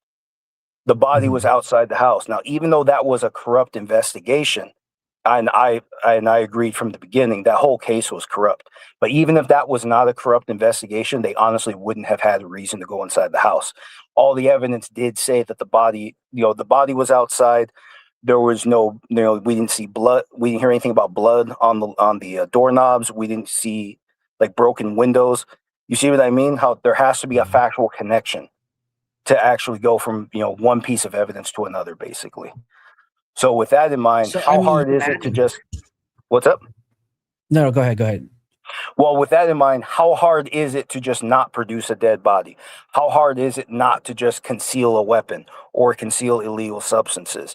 Or in David's case, how hard is it to just leave a minor alone? You see what I mean? So that's why I say that you have to understand what it takes to actually get one warrant after you. Most criminal cases have about 3 or 4 warrants. This guy got 54. 54 warrants. And we actually, here's also another thing. We don't know whose name is on those warrants. We still don't know like how many people were being searched. You know, how many, like he has multiple properties, right? We know about the one in Hollywood. We do. Yeah. I mean, And didn't he have a cabin or something two on in Santa Barbara? That I'm not too sure, but I mean, also there's the other properties, the 2 other the deeds to in his mom's name, so we don't know if they served anything there, or even after the SWAT call, if they served one at his parents' house. Mm-hmm. She's asking, or I think it's she because of the avatar. Is it a Brady violation if the prosecution has the weapon and holding the evidence in their back pocket? No, I wouldn't necessarily. Theoretically, yes. Let's say there are fingerprints on it. If David's fingerprints are not on the knife they believe is the one that was used to take her life, yes, it would be a Brady violation if they held on to it and didn't tell David. Unfortunately, but that's one of those things they may never prove. I don't know how, I don't know how that would come up, because to prove a Brady violation, it's not enough that the prosecution hid the evidence, but on appeal, you have to explain why this evidence would have worked out in your defendant's favor, and what would that outcome be. So again, like if you guys want to see that example, look at the Alec Baldwin case. The state said, because that's why he got off the Brady violation. The state said he was the one, he was supposed to supervise Hannah, the girl that was bringing in her own personal rounds to the set. And because the boss, Alec Baldwin, wasn't watching Hannah, the girl that was arming all the weapons, he had a duty to act. He had a duty to oversee her, and therefore his negligence was necessarily part of the reason Helena died. And Alec Baldwin said those rounds were provided by somebody else named Seth Kenny, and those were his live rounds. But at first, the state said there were no live rounds on the set. Then it turned out, no live rounds from Seth Kenny on the set. Then the live rounds from Seth Kenny were actually found on the set, and the government did not tell. So that shows that there would have been two different explanations for his liability. And that's why if that came out on appeal, he would have walked anyway for the same reason. So if you want to understand how that works, you want to see an example of that. Look at the last, there's only 3 days of the Alec Baldwin case. Look at the third case. Look at what the judge said. That's exactly what happened. So it's not enough that let's say they had the knife and didn't say anything. That would fall under prosecutor's discretion. They actually don't have to provide the knife necessarily. They don't even need that for a conviction. Let's say they know about it and they just didn't bring it forward. They could just say, we just, if anybody even found out, it actually isn't even necessarily, it's not even necessarily something they would be penalized for if they knew about it and didn't put it forward. But I think at this point, from what we know, right, all of the evidence has been given to the defense, right? So if there was, if they possessed the weapon, then they would already have that evidence, right? No? Well, here's the thing. With prosecutors actually, they don't have to put forward absolutely all the evidence. They have to put forward the evidence they believe is useful in proving the case beyond a reasonable doubt. So because the burden is on them, they have discretion over what evidence comes forward and if. So if you have 10 witnesses to the same crime, they may only decide there are 3 that they really need. Yeah. So they can bring 3 to trial and prove the case. Now, like I said, if one of those witnesses actually turns out to be in the defendant's favor and that was withheld, then yeah, that's a problem. But it can be really hard to prove. So because it's hard to prove, prosecutors do sometimes hide stuff, or like they take paperwork home, they leave it at home and say, I don't know what happened to it, because the court doesn't require the prosecution to put everything forward. Again, that's the rule. Prosecutors' discretion. They have the choice. They decide what goes forward. The only thing they can't do is hide evidence that proves the defendant didn't do anything. So then, I mean, it's going to be interesting to see how this prelim unfolds. So 10 days, you guys. I don't know how much longer we can wait. Well, dude, I bet you all from day one, the 21st, once you hear about that initial arrest and what justified it, then you're going to be hooked from there, because every door from there is going to start getting open. So basically, you guys, once the prelim starts, you guys, we are going to have a lot to talk about, especially once they start being unsealed. This is just going to get bigger and bigger, you guys. If you guys thought that there was a lot of attention on this case now, wait till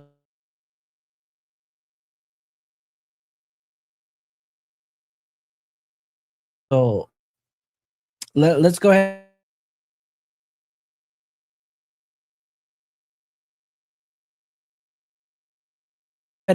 What happened in that garage. So it's trauma upon trauma for them. You know, Nancy, I have to go back to something.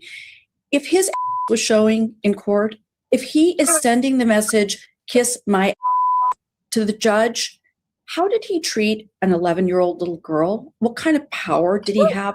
Where did this come from? And what did, when they were investigating this, what did the reports? No, where did they come from? If his ass is showing in court, what the hell is she talking about?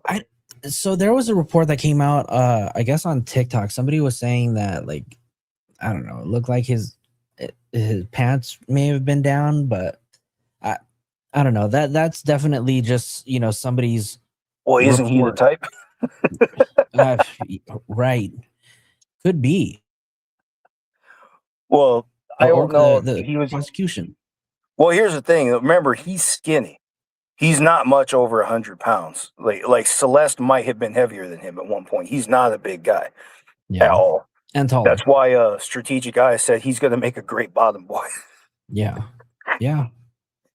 Well, it could have just been close falling up. If the judge said something, then it doesn't matter if it was an accident. If the judge says don't do it, then make sure it doesn't happen.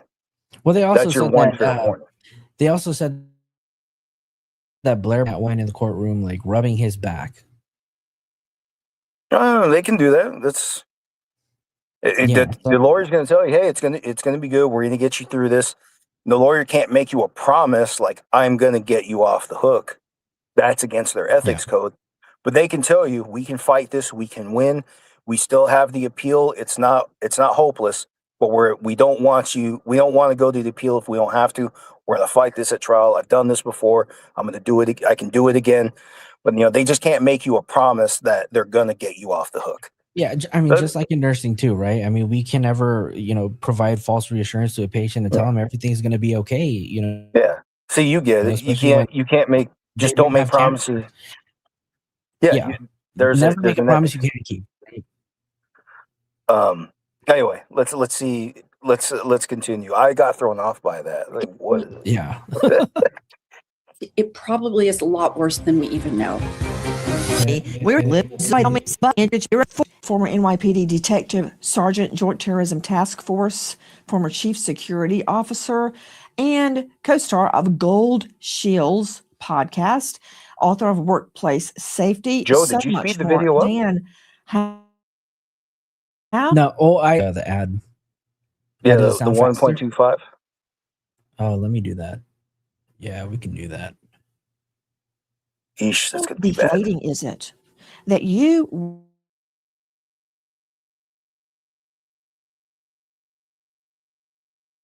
had was a decomposing body in a trunk? That's it. You build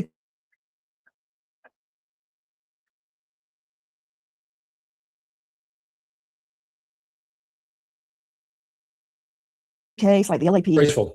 LAPD robbery. homicide has a great reputation earned by doing some incredible work over the years. Anybody around the country who works as detective knows about them and knows about their professionalism. They put their heart and soul. I can guarantee you those detectives focused on nothing but this case from the minute they found that little girl in the car.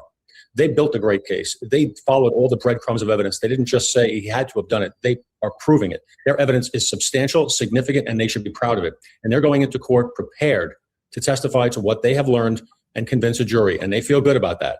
And then this happens, I would be furious. I would be beyond livid. And as you mentioned earlier, it would scar my relationship with the ME's office for the rest. You cannot trust them. You cannot work with them. It's that simple. It's horrible because they're one of the most respected arms of the state. Back to investigative reporter who one article after the next regarding D4VD, David Anthony Burke, in the LA magazine. She is the star of Pop Crime TV. You guys, just FYI, it seems like my internet is cutting out a little bit. So if it gets really too bad, we may have to just kind of end it, and then I might have to just restart and maybe come back a little bit later. So earlier, before I started my live, I didn't have any internet. They're doing construction outside, so I don't know if that's messing with it. But if it gets too bad, we'll probably have to come back out a little bit later. Lauren Conlon has been on this case from the very beginning. Lauren, we just came out of court. What happened?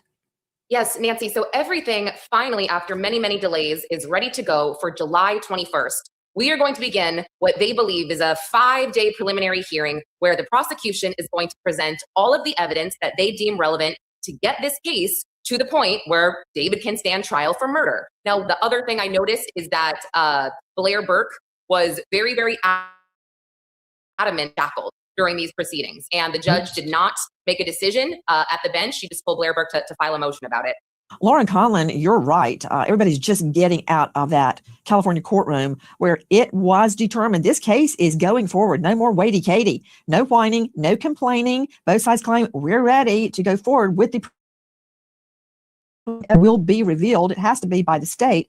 But you brought up correctly again, Lauren Conlon, somebody was whining. The defense brought up a shackling issue to David and the guards. So basically the judge, there wasn't a motion brought up already. So the judge said to bring up the motion and she will address it. My assumption is they may want to maybe limit some of the shackling that he has, maybe when he comes in or something. Our new friend at the Light True Crime on TikTok, Scott Morgan, before I go to Nima Rahmani on this legal issue, D4VD, aka David Anthony Burke, is in court whining that he you can't have somebody shackled in front of a jury, Constitution. Could you just give us a little reality check in regular people talk? Okay, no big medical examiner words, please. Gotcha. Yeah. What happened? Age 14. What happened? And he's whining about shackles. Go ahead. She has a sharp force injury on the right aspect of her ribs. Okay. And it passes through there, doesn't touch the lung. It just goes over the top of that rib. However, and all of our friends out there, if you will take your right hand, your fingertips, and find the base of your ribs on the right-hand side, okay? That's where your liver is.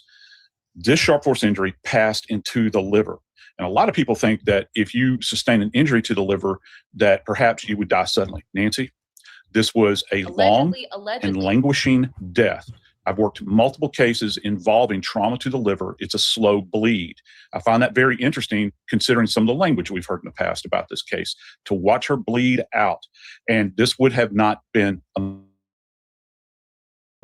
Then after that, he disrespects her remains after she is dead and begins to render them down. How does he do that? Well, we've heard the term saw, chainsaw. We've heard all of these different things. And then if that's not bad enough, Nancy, and allegedly, and places it into this trunk of this vehicle, drives it around. And Nancy, what we have heard is that they have used the term, they've used the term liquefied. So she's her remains until literally all of the soft tissue has liquefied to the point where she's the remains that are still intact, she's floating. She's actually floating in her own liquefied tissue. So that's how that's what he did. I don't give a damn about your shackles. I don't Damn. think I could put it any better. Some of that video from our friends at Fox 11. Nima Ramani, jumping from Joe Scott's accurate and heartfelt explanation. What is the law on whether a defendant can be shackled, wear a prison attire, you name it, in a courtroom? So a criminal defendant can be shackled, certainly.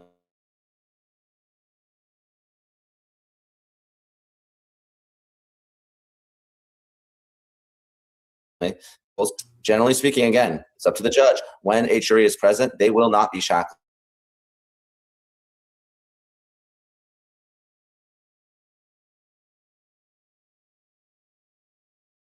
It is too prejudicial. Not So your oftentimes day, you won't see Joe. them coming into the courtroom because they will be shackled. They'll shackle. Did it do it again? Is it dipping out Oh again? yeah, it's been skipping. Yeah, it's dipping in and out. All right, you guys. If that's the case, I think we're gonna call it a day here. If you guys want to watch the rest of the video, make sure you go check out Nancy Grace. We will definitely make sure that we put something else together. I gotta figure out what's up with my internet. Maybe I just need to get fiber or something. But that's gonna be it, you guys. Thank you guys for hanging out with me today. Joe from First Liberties. When are you gonna start making more videos, man? I actually do have a free speech video coming out this week. I'm sorry, I Perfect. haven't been home. But there's a reason. I haven't been home a lot. At all. No worries. But yeah, no you'll be worries. hearing more from me later. Make sure you guys go follow First Liberties podcast. We'll make sure. Let me go ahead and find his channel real quick, and then we'll put his channel in the chat. I actually think all your followers have subscribed, or everybody here has subscribed to me already. But I appreciate you. Oh, we got to get you more. So we're gonna drop his link in the chat really quick. Make sure you go follow Joe at First Liberties podcast. And the next time we have another show, hopefully, maybe we'll do another live later. We'll see. He's working. I'll hit you up later. I have all. I'll stop later.